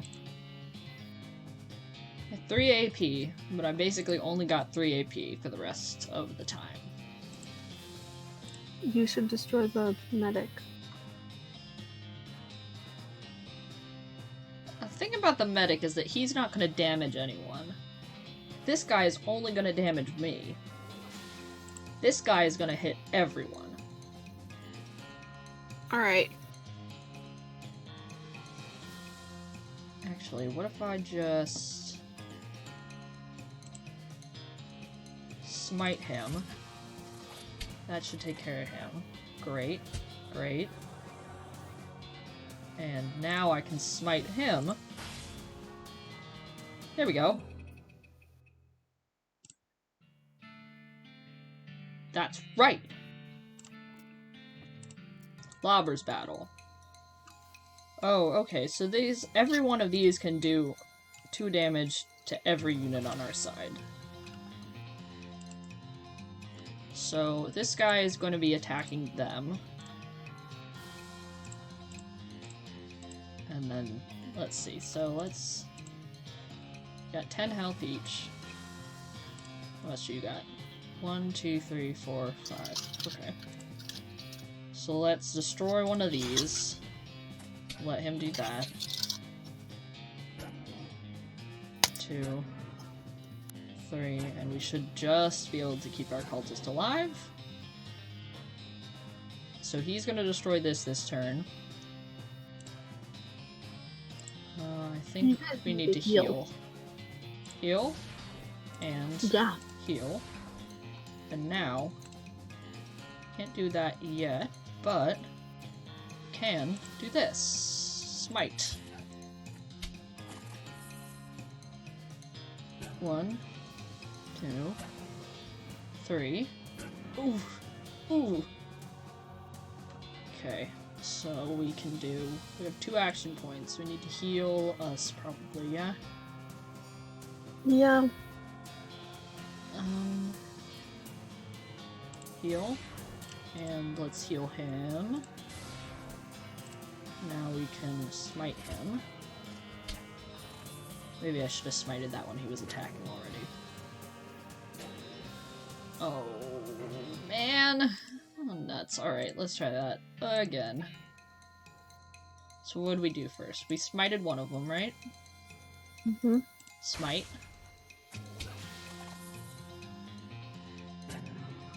Two, 3, 4. Now we're gonna do a heal on us. Nope, not them. Us and him. And now maybe we ought to just do a smite on him real quick. Yeah, smite on the one that was already attacked. So that means, okay, 2, 3, and we should survive this. Then we can heal him and heal us. And smite this guy again. Now we shouldn't be killed, but the cow will go. Bye.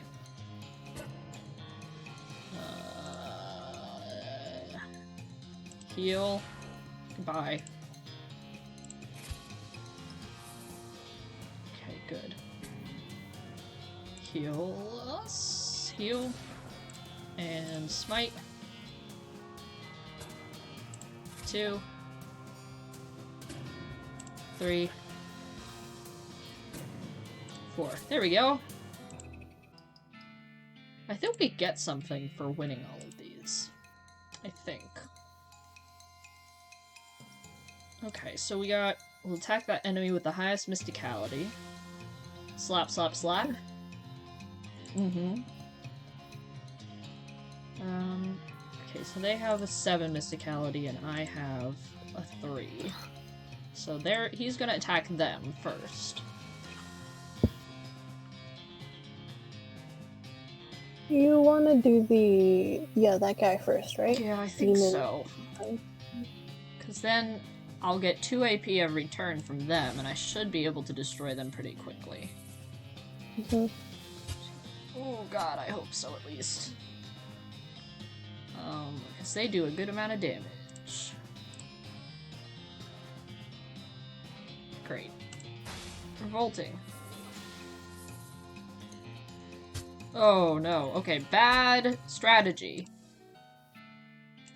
That didn't work. Okay, so how about...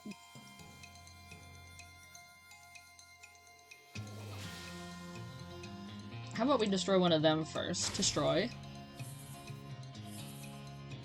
Smack. Smack. Okay. Now... I think I need to destroy them again, because he's gonna kill one of them, but that's fine. Mm-hmm. Oh, no, he didn't kill them both yet. I can survive one attack from him, so maybe I'd better get... Which one should I hit first? Hit the one in front of you. The one in front of me? Probably that's a good idea. Okay. They Destroy? do a lot of damage. You. That's true. And I can't... Great. Now I have just enough AP to destroy him. Hooray! You prevailed in the early skirmish of 1884. Awesome. Wow, you're really good at this game. Getting good was the only way to keep my little brother from lording it over me all the time. I feel like we should give you some kind of prize. I've got some leftover guns from when I was gluing the figurines together. Want 'em? Sure. You got a bunch of really small guns. This is a handful of tiny pewter guns, which presumably serve some purpose in the games they play at Fort Memoriam, but which could also be used to outfit a small army of elves. A small army of elves. I wonder... Those are certainly going to be useful for something, but I can't imagine what.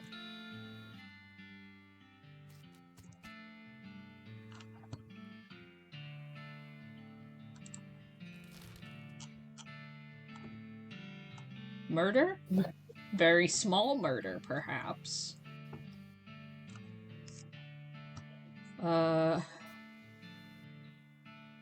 If I'm remembering right, this railroad camp will divert us to a couple of other locations, so I think we should maybe hit that first. Okay. Because that'll open up a little bit more space. What? You spot a small makeshift signpost stuck into the ground a few yards away from the road, and stop to check it out. It says, "Free meat," and indeed there's a small pile of meat lying in front of it. You're so distracted from rolling your eyes at this obvious trap, you almost miss the goblin sneaking up behind you. He's wearing an old buffalo skull as a helmet, which you have to admit looks really metal. Gotta hand it to you, you nearly got me, good job. Ha! Foolish humans is falling into my clever trap.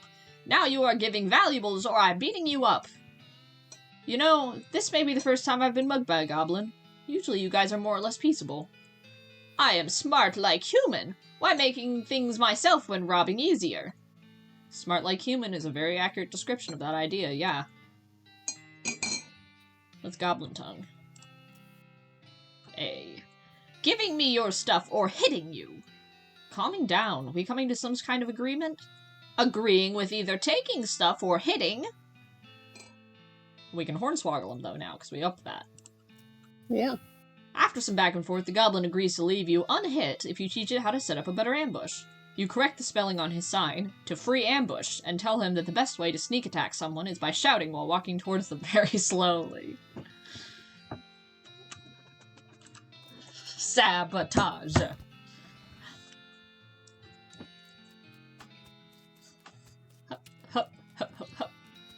him. He must have sleepwalked here.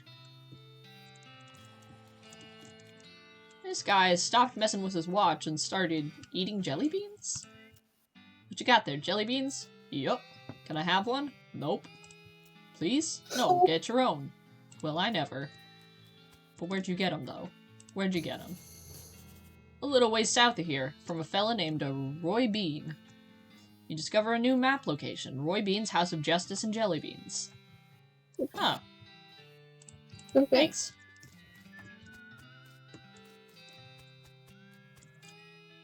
It's one of those pay telescopes for tourists. This one was designed by a promising young artist named Edvard Munch.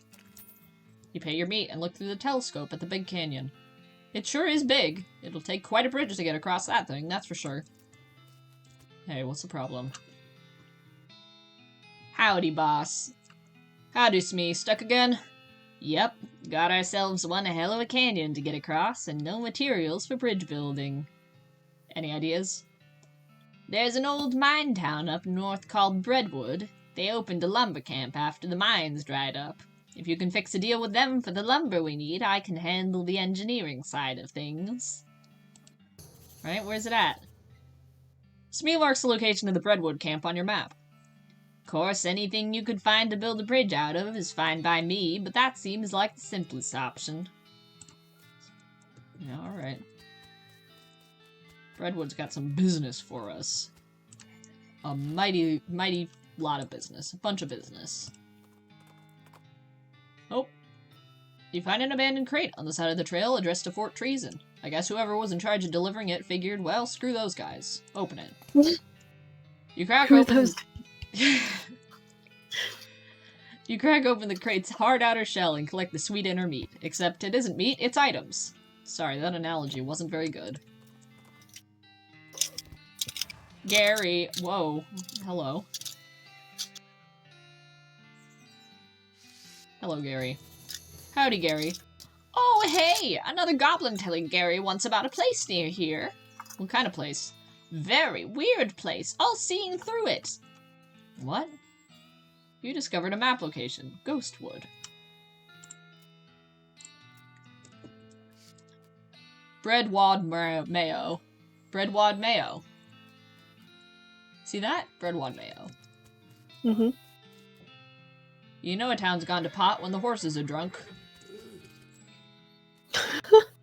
All is not well with this well. Buttery biscuit, bunkhouse. Some graves. Dunwich crouton. Croissant Le Breton. The graves past here are all too old to still be legible. And I still can't capture any of this pepperoni mold, unfortunately. Alright, where first? The mayo, the biscuit, or the bunkhouse? Bunkhouse. Bunkhouse. Oh.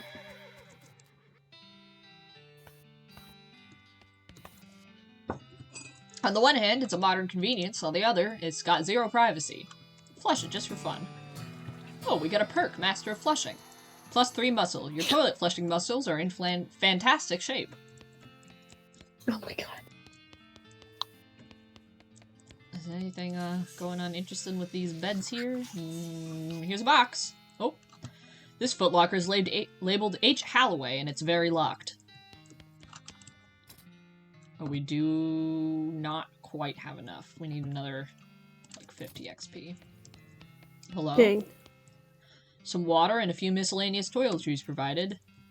We wash up. This guy seems very focused on his beard growing. Yeah. Yeah. This guy's just chilling by the fire. It must not be a very good fire.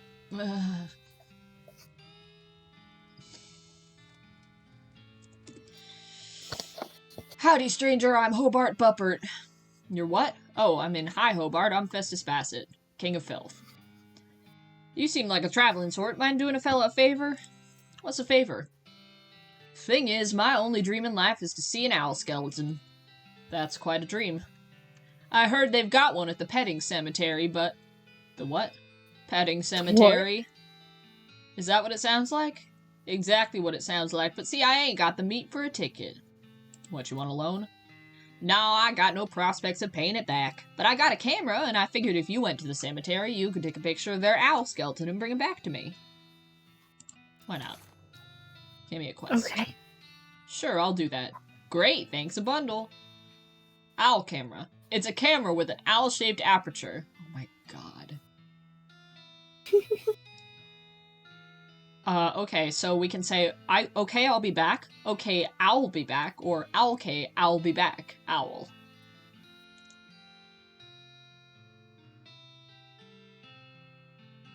Which The one? second one. Second one? Yeah. Third one's too much owls for you? Yeah. Alright. Third okay. one's too much owl. I'll be back.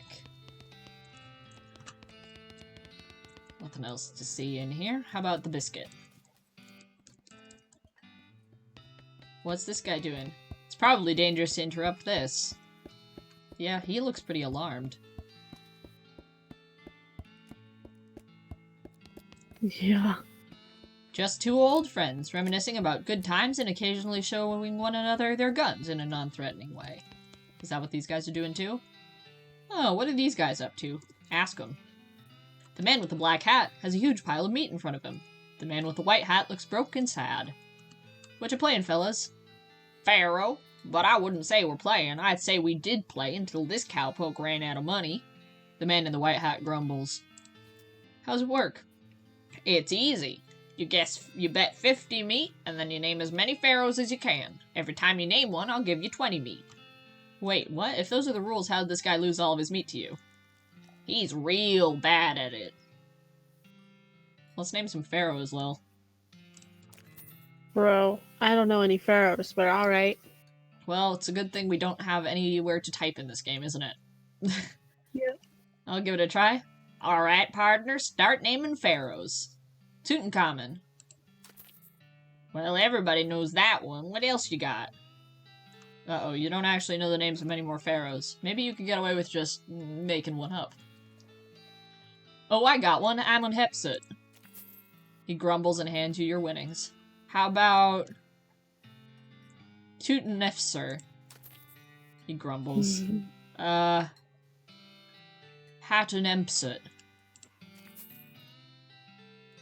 And I can't go any further because I don't have any more moxie. That's all I got. Man in the white hat scowls. Table's closed! Get out! Whatever you say. He's still mad about losing. Better leave him alone.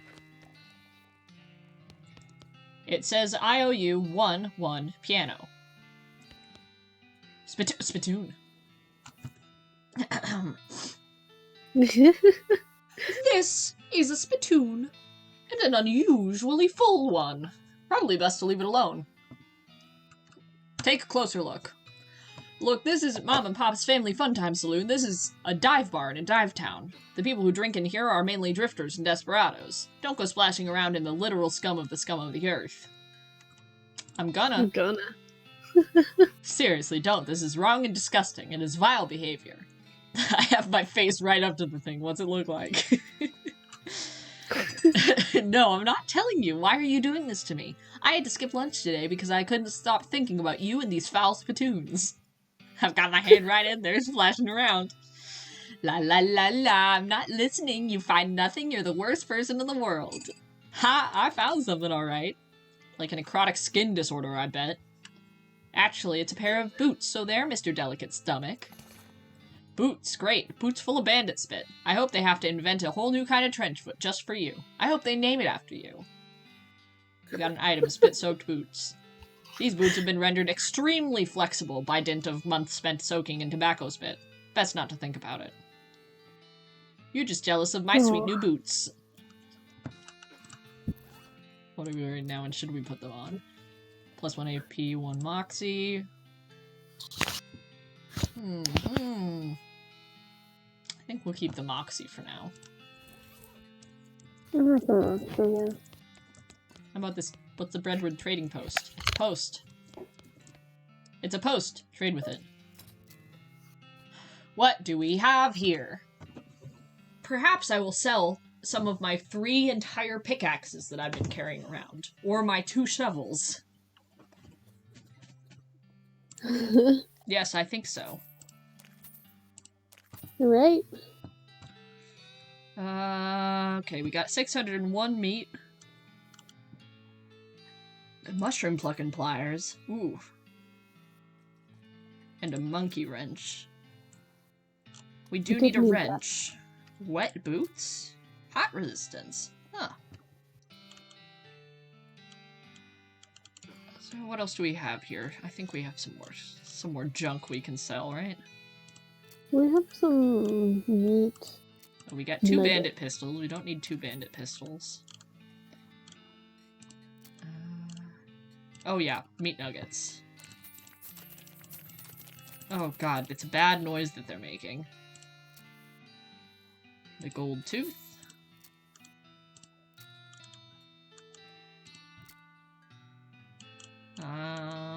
Let's see, what else we got here? Edible things, edible things, edible things. Handful of loose teeth. Sell them. We'll get some more.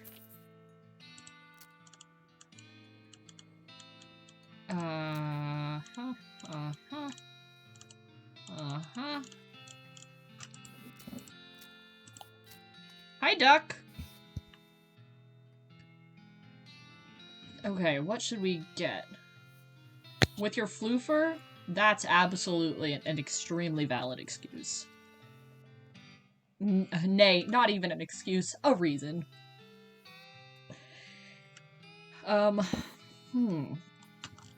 Okay, so we want shroom grow at some point. For Gary. The length of rope. Rope would probably be a good thing to have. Yeah, that's probably... But we also definitely do need a monkey wrench, and I bet these pliers are gonna become useful, huh? Yeah. So what do we want right now?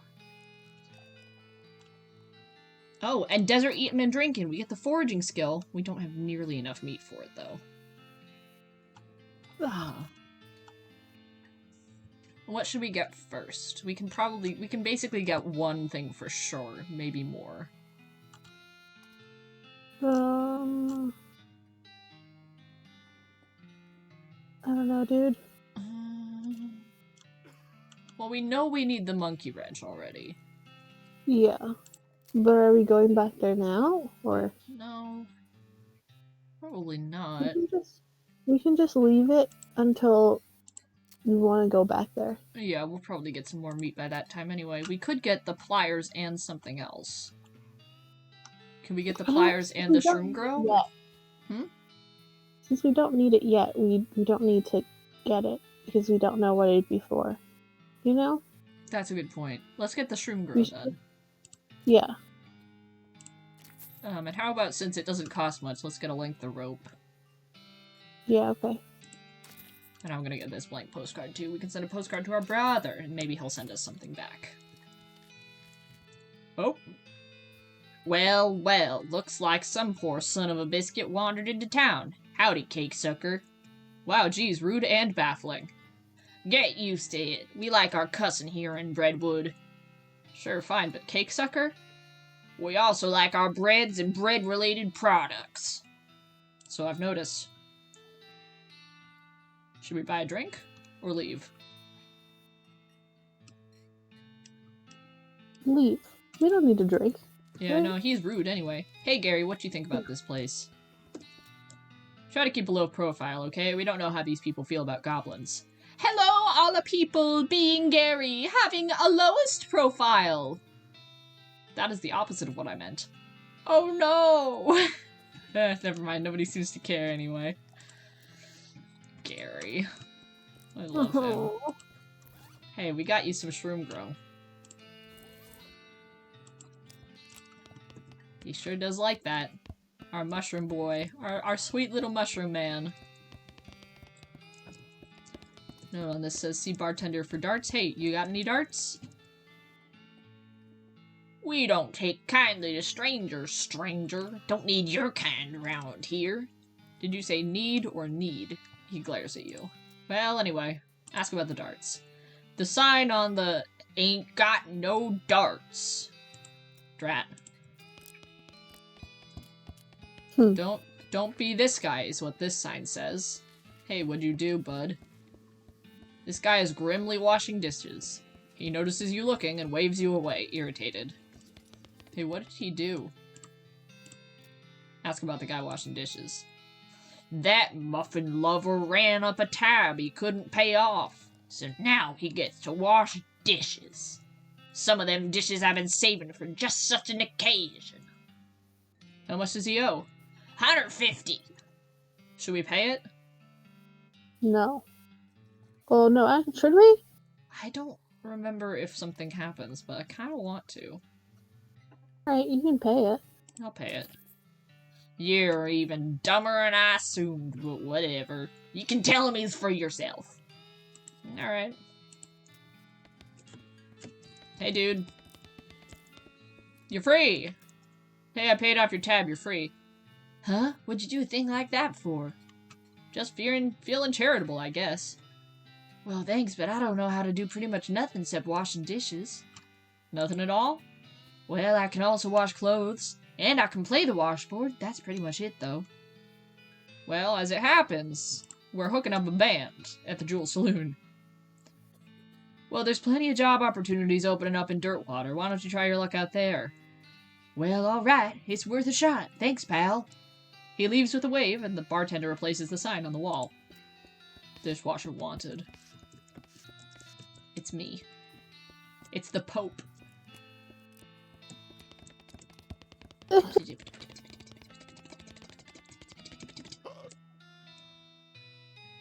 Alright, last place to go is the mayor. Problems? Post office, library, soup kitchen, yeast armory, first bank. Problems. You read the list of Brentwood's problems. Missing mail. The last batch of mail never made it here. Overdue book. One of the library's 4 books was checked out, never turned back in. Stalled logging. Stalled logging permit. Whole swaths of forests are still standing, and we can't chop them down. Soup shortage. The town soup kitchen doesn't have any soup in it. Skeletons everywhere. Skeletons keep wandering into town and poking people in the eye. Missing yeast. The town's entire stock of yeast was stolen by the Yeasty Gang. Robbed bread bank. The town's bank was cleaned out by the Baker Boys. There's a note at the bottom. Note! Last time the mayor let this list get over 3 items, we chased him out of town with his breadstick nailed to the top of his head. Uh-oh.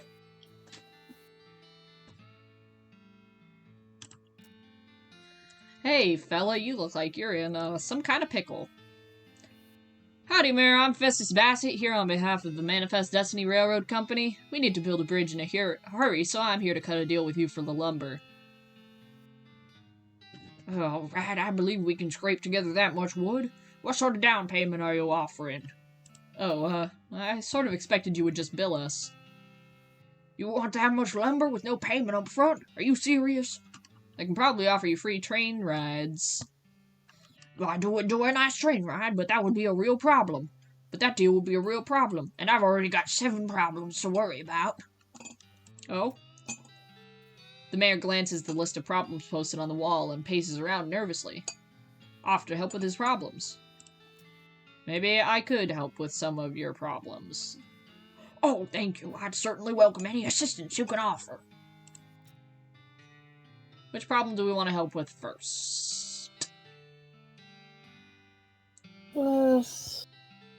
Missing mail? I don't know. Alright, missing mail. Duck says 7. Duck wants us to get that bread. Alright, we'll get the bread then. I mean, we could do the mail. We could ignore Duck. Yeah. You glance at the problems board. The bank board's cleaned our bank right out. And that's not a bit fabulous, if you ask me.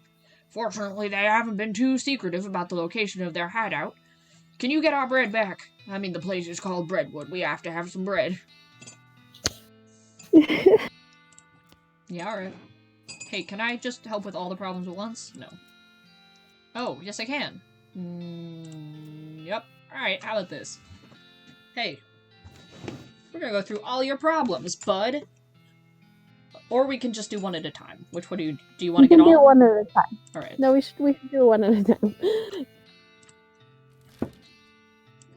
Biker Boys hideout. Here we go.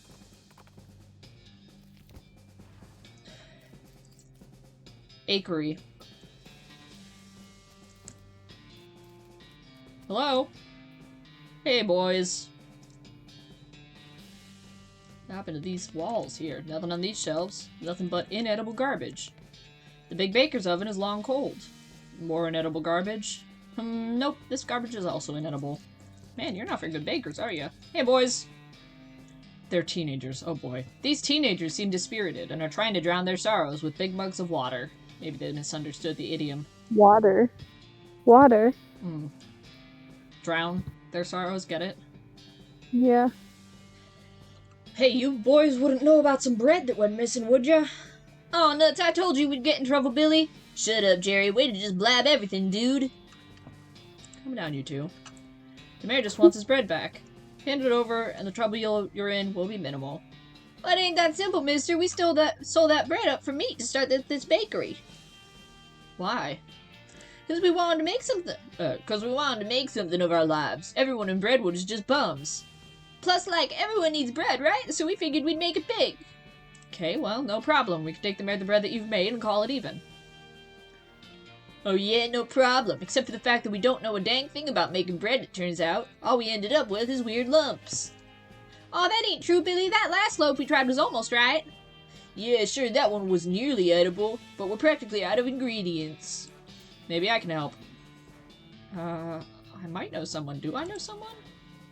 Oh, yeah, I super do. We met that baker girl at the hippie camp. I might know someone who could help you out. Do you two know Louise Lathrop? No, who's that? She might be the solution to your problems. Let me head on over to where she lives and talk to her for you. Hop. Louise! I happen to know a bakery that needs some help, my friend. Really? That's wonderful. Oh, geez, I can't go like this, though. I'm filthy. No one would ever let me step foot in their kitchen looking like this. Do you have a bar of soap I can mooch off you? Yeah, actually, as it happens. Oh, thank you so much. You give her a bar of soap and directions to the bakery boy's bakery, and she sets off to find somewhere to take a bath before her job interview. Sure feels nice to help out.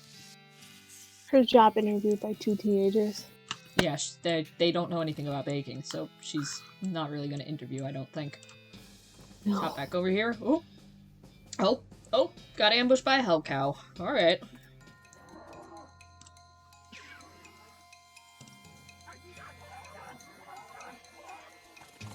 Ooh! Oh my god, this cow.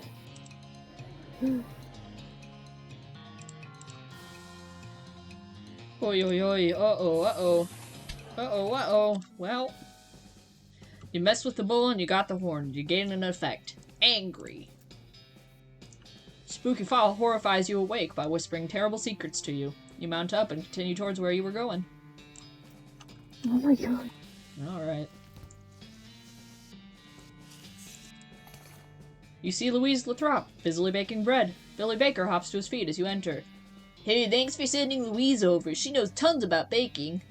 Yeah, we're gonna be major league bakers with her around. No problem, fellas. Let me just grab enough bread to settle things with the mayor and we'll call it square. Got 40 loaves of bread. This is the entire fiduciary basis for the Breadwood logging camp. Man, look at all that bread. Oh, hi, thanks you so much for all your help. Bread, glorious bread, the staff of life. If bread were money, these boys would be rich now. This shelf is comprehensively breaded. I do love bread. Man, now I want some toast. Guys, bread is so good.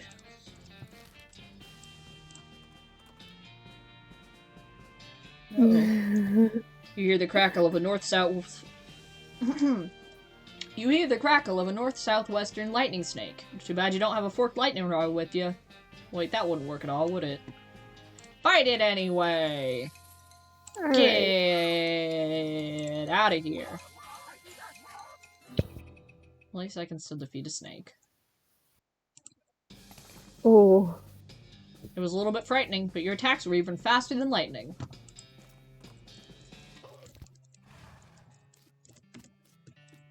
Hey, Mayor. Hey, Mayor. Hey, Mayor. Yeah, I got your bread. Thank goodness for that. Another missed payday would have caused a riot for sure. Glad we avoided that. Which problem should we deal with next?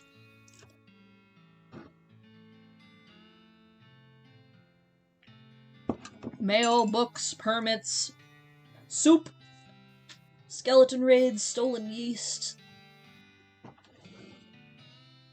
Logging permit? Logging permit? Alright. Alright. We're running out of trees around here and need to expand our operation a bit. Problem is, we need a logging permit from the next town, and the whole place up and died before the paperwork was settled. The town died? Well, alright, I could check it out, I guess. Did I just pick something up? Oh, it was just snakeskins. Alright. I think they must mean ghostwood. Oh! As you're riding along the train, a wisp of smoke draws your attention to a devastated ranch. Like, really devastated. Worse than most of the ranches around here, which are, on average, pretty messed up. Should we go there now? Or... Yeah, just head. What's your weird question, Duck? Yeah, what's your weird question, Duck?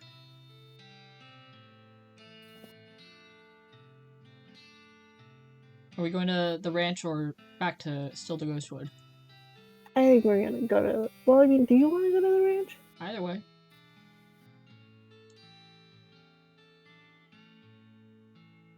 Yeah, coconut oil's pretty good for that, I think. Yeah, I think so. I mean, like, I don't know that we're the people you ought to be asking about that. Yeah. Okay, ranch or Ghostwood? Let's go to Ghostwood. We've discovered it, so... We can go there later. Oh. Hey, my horse fits right in. Huh. All the buildings in this town are weirdly hazy and translucent, like... Oh, ghost. It's a literal ghost town. Alright, fair enough. I love that. It's a literal ghost town.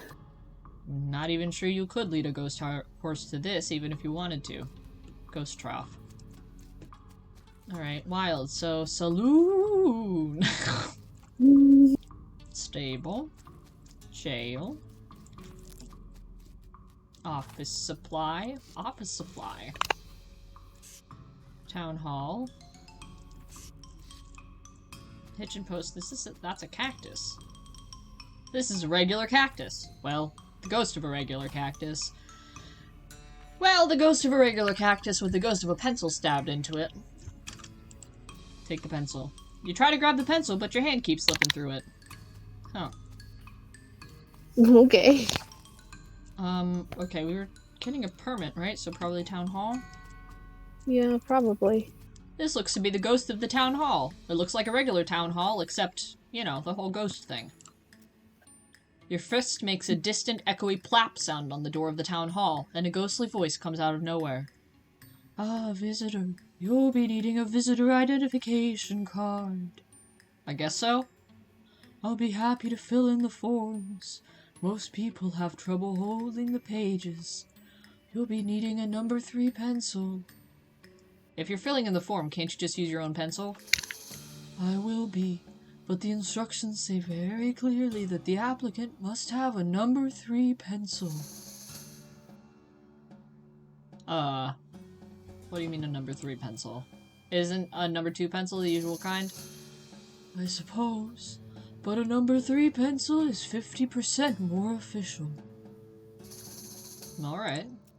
Where can I get one? Try the Department of Requisitions. It's just next door. You mean the general store? It's a little more specific these days, but yes. Okay. This ghostly general store seems to be selling mostly office supplies. Ghost office supplies. Hello? Excuse me, I need a... Sorry, can't help you. Oops, sorry. Hold on, this is a ghost. Sorry, can't help unless you have a visitor ID. But I need a pencil for... No visitor ID, no supplies. Well. Hey. Rude. Hello? The general store won't give me a pencil without a visitor ID. No, certainly not.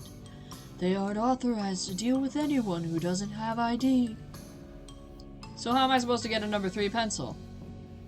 I suppose I could issue you a temporary visitor permit. You don't need a pencil for that one. Alright, great. What's your last name? Bassett. First name? Festus. Middle name? Did I ever specify a middle name?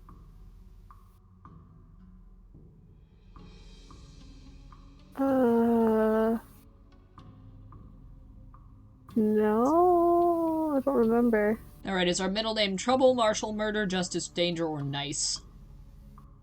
I think it was either trouble or danger. Let's go with Trouble. Sounds right. Great, where are you from, Festus Trouble Bassett? I'm staying in Dirtwater at the moment. Oof. Well, if you set your sights low enough, you'll never be disappointed.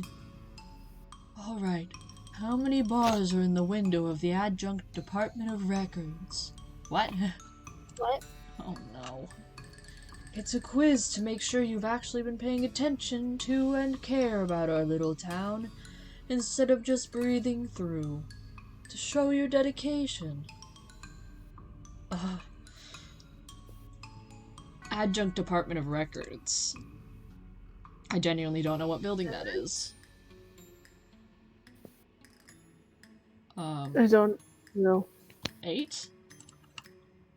You hear a sigh and the sound of paper being torn up. Ugh.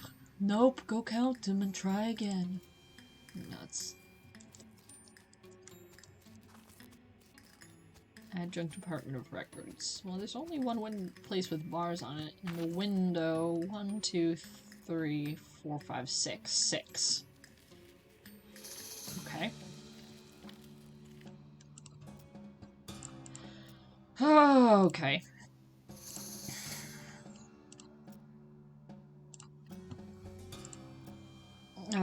Six. It's 6. Hi. Correct.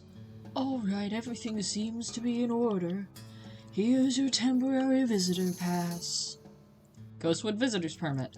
This is just a temporary permit card while you apply for an actual visitor's ID card. It has Festus Trouble Bassett written on it and has probably already expired. Thanks. It expires in 11 seconds. Great, great. Hey. Oh my god. Hi. Oh my god.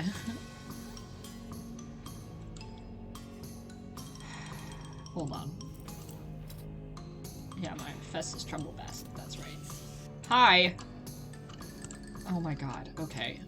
I'm not gonna narrate this because I gotta go quick. Hey! Bassett. Fucking god damn it.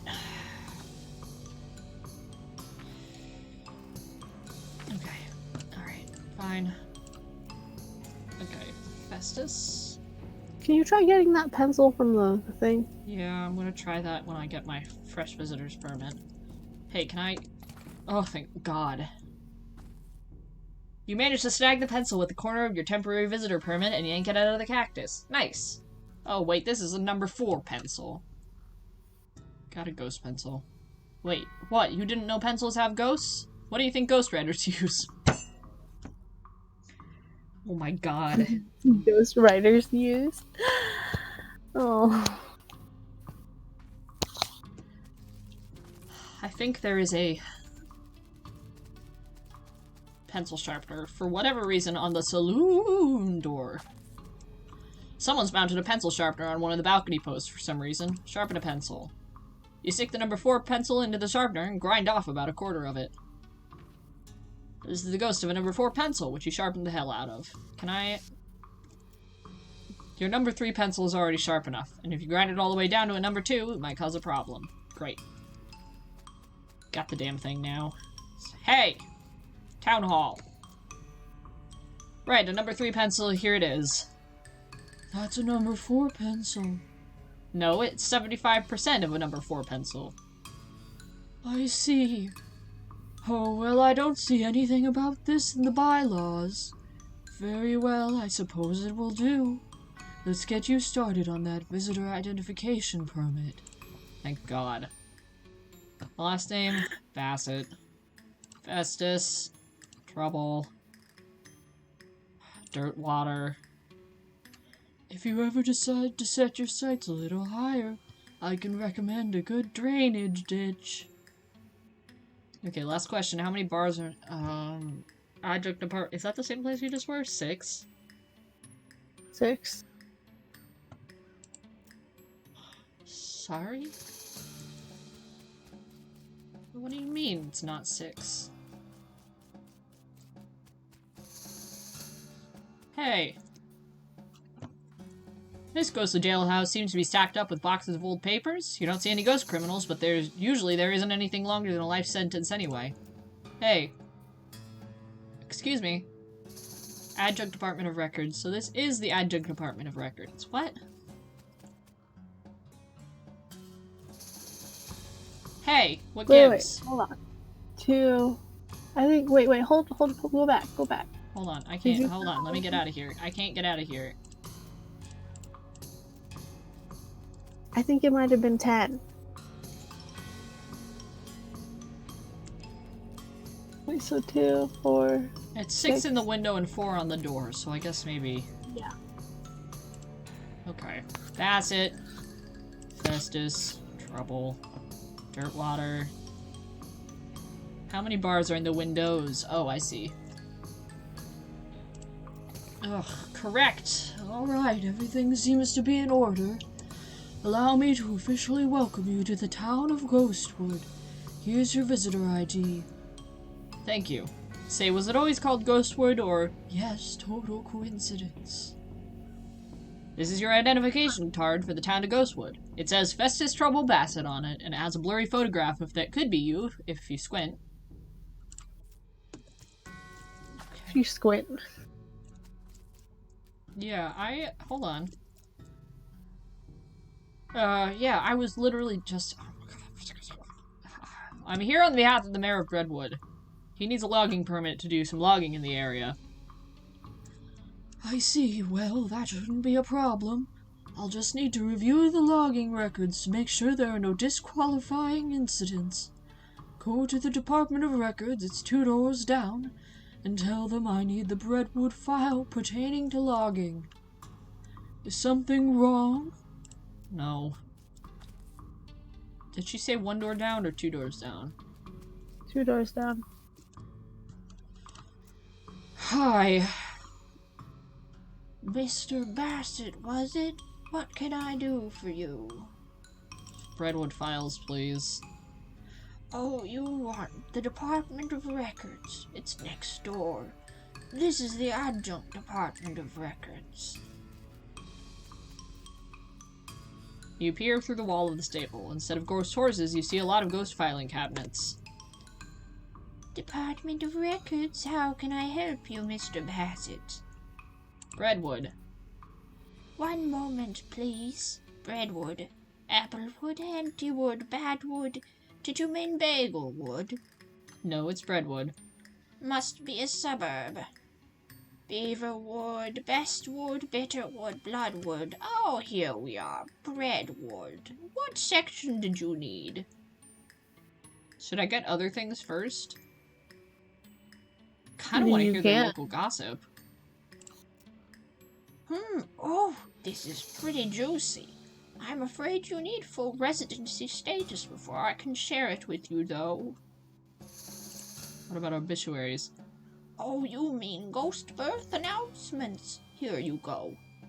I can't read this. It's just different sizes of O's. You don't read a ghost? Oh my god. Logging records. That section has been downgraded from disuse. You'll need to pick it up from the Adjunct Department of Records next door. Naturally. Bring it back here when you've got it, and I'll put it in an official interdepartment document transfer folder for you. Is that really necessary? Absolutely. You can't transfer documents between departments without an interdepartment document transfer folder. It's unthinkable. Fine. Fine. Mr. Bassett, was it? What can I do for you? Department of Records sent me to pick up a file. Great. Which file? Redwood logging reports. Alright, 1 second. Oh, here we are.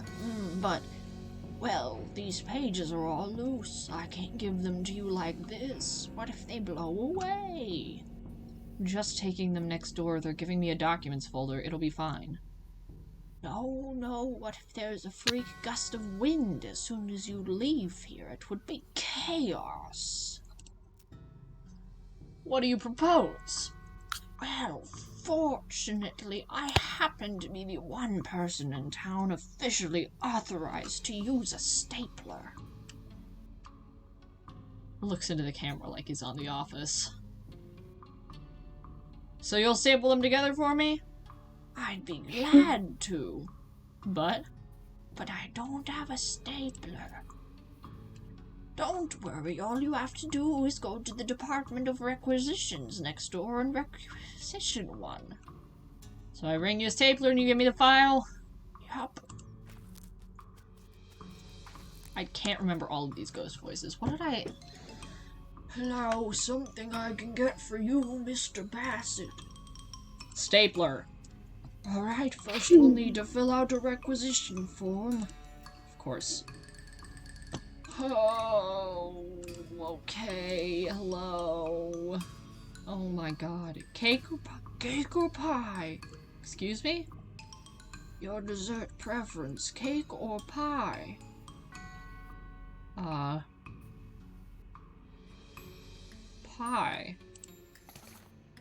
Well, despite that, everything seems to be in order. I'll get this filled. Here's your stapler. Ghost stapler. Wouldn't ghost staples just go right through? Hey. If it's on ghost paper, maybe not. Got you a stapler. Great. There's nothing better than that new stapler smell. Can I have that login report now? You bet. Ka-chunk. Here you go. Freshly stapled and wind resistant. This is a report on Redwood's past logging activities. Now you just have to pick up the folder you're supposed to carry it in. I wish I could just leave with it. Department of Records, how can I help you? Back with the papers. Alright, just let me put those in an official interdepartment document transfer folder for you. There you are. This is a report on Redwood's logging activities you had to fetch in an interdepartment document transfer folder. Right? Hey. I got that file for you. The Redwood logging records? Fine, let's have a look. Oh, for the love of... What's wrong? That idiot stapled the pages together right in the middle. This is why we took this damn stapler away in the first place. This file is unreadable. You're going to have to take it back and tell him to unstaple it. Oh my god. Hey. You fucked up. Administration wants you to unstaple these papers. Oh, sorry, I'm only authorized for stapling, not unstapling. Try next door at the Department of Records. I think they have an unstapler there. I need some papers unstapled. Okay, I'm a fully authorized unstapler, so that's no problem. Spoke too soon, did ya? Well, it's just that I don't see the staple remover anywhere. Oh, that's right, the Department of Libations borrowed it to open beer bottles. It's the saloon. You might expect to just be able to walk straight through the door of a ghost building, but some kind of force is preventing that. I guess you could knock on the force. Well, howdy, what can I do for you, Mr. Bassett? I need a drink immediately. No problem. Beer or whiskey? Whiskey. Good choice. Only one small problem, though. And that is... I'm out of whiskey requisition forms. Mind going down to administration and picking one up for me? Oh my god.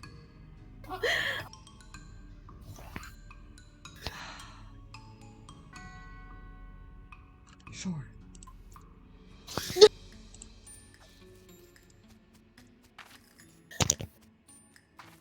He said Oh my requisition, god. right? No. Yeah, you should get the staple. Okay. Yeah, I guess I'd better. Oh. No, I changed my mind. Yes, hi. Give me... You have the Department of Records safe remover. Sure do. That thing pops the tops off beer bottles like you wouldn't believe. So long as it removes staples, I'll be happy. I imagine it does, but I'm afraid I'm not authorized for unstapling. You'll have to take it back over to records. Here you are. The ghost of a staple remover still looks like a weird metal-fanged monster mouth, except that it's now in ghost form. Now your office job is even spookier. Hi. Great, just let me have a look at those papers of yours. Tisk tisk, adjunct records up to his old tricks again, I see. These don't even need to be stapled. That's what the interdepartment document transfer folder is for, after all. Ka-chunk. Alright, there you go. I swear to God she is going to tell me to go back and get these restapled again. Wait, really? Oh, maybe. Oh, probably. thank God. Alright, I'm back with an unstapled Breadwood logging file. Alright, let's have a look. Okay, I can't see any problems with this. I'm frankly amazed. Let's get started on the paperwork for that logging permit. I am no longer amazed. Oh. Let me check that against your visitor identification. Festus Trouble Bassett. Okay, that's fine. I just need to stamp this here. Ka-chunk. And sign it here. And now you sign it here. And also here. And initial here. And here. And sign here.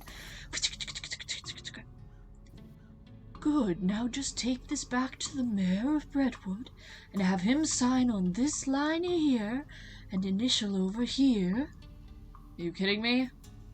I don't know how to do that.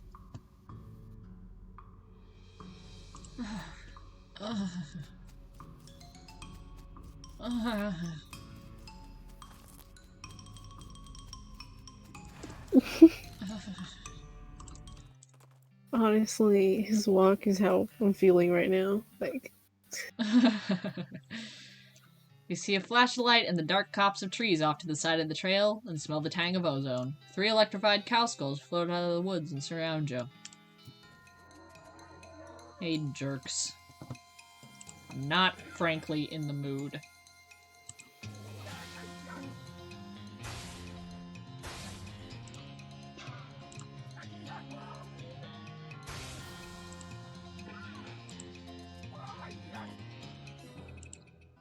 less scary. You really brought the thunder down on those lightning cows.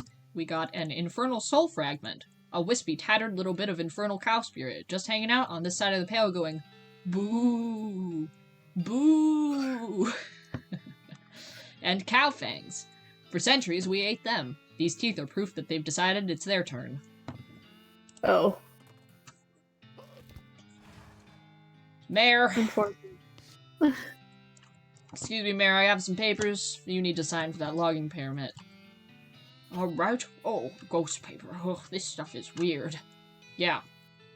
I think I need a ghost pencil for this. Here, you can borrow mine. Sign down here and initial over here. After some fumbling with the ghostly pencil, the mayor finally manages to sign and initial the form. Alright, Mayor, I'll be back soon with that permit, God willing. Good luck.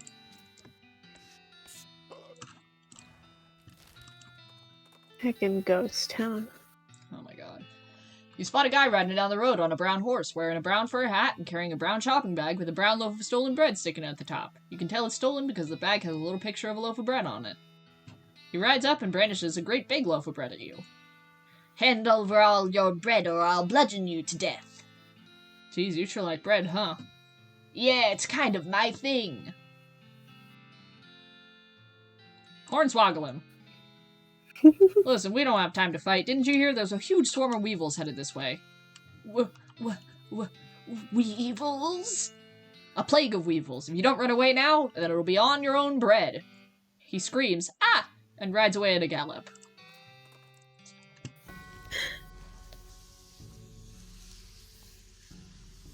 Just hornswoggling everyone.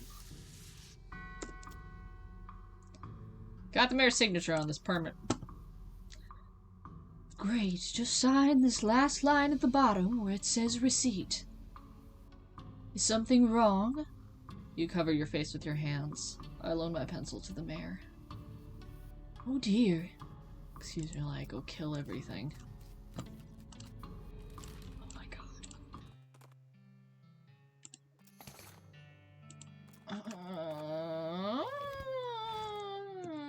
Give me my pencil. Excuse me, Mayor? Yes? You still have my ghost pencil, I need that. Oh, terribly sorry, I think it's haunting my beard. Ah, here you go. Thank you.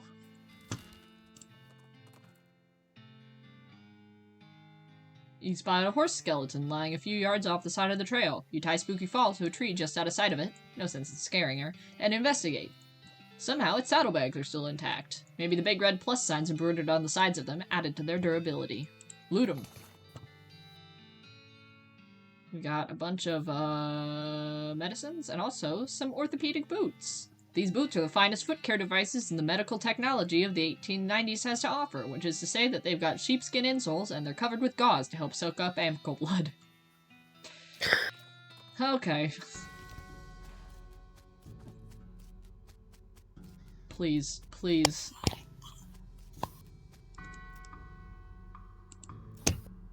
Sign. Alright, that's everything taken care of. Bradwood's logging permit is hereby approved. Finally, wonderful. Processing will take about 48 hours. Are you kidding me? Well, everything has to be filed and the actual permit has to be printed and so on. You can pick it up in 2 days.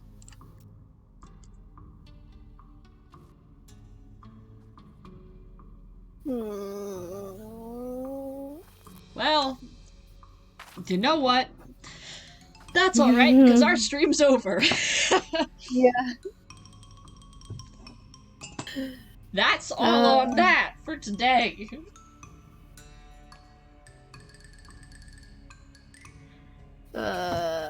Oh, I'm so sleepy now.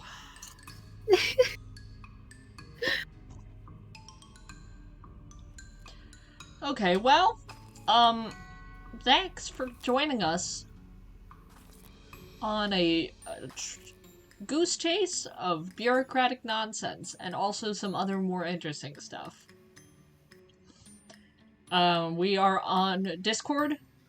You can come join the group there and get some nice chats and also sometimes play games with us and also see pictures of pets and get updates on what's going on ahead of time. We're also on Twitter at Mossflower Games and on YouTube under Mossflower Games, where all of our VODs go up there a little ways after they air, and our clips will also be going up there eventually, and we may also be doing some YouTube exclusive content at some point. Am I missing anything? Nope. That's all. Thanks for joining us. Thanks for joining us, folks. We'll be back this evening, in a handful of hours, with a different game. Lily, what are we playing? Do we know yet? We don't know yet. We can decide now. It's a surprise. Yeah. I mean, it could also be a surprise. It's going to be a surprise for everyone, because we don't know yet. It'll be a surprise! You'll probably hear about it on, Discord, slightly ahead of time. So, tune in there to find out what we're doing tonight. Is there anybody online we can raid, Lil? No. Alright, well, we won't be raiding anyone. Goodbye! No, not today. Bye.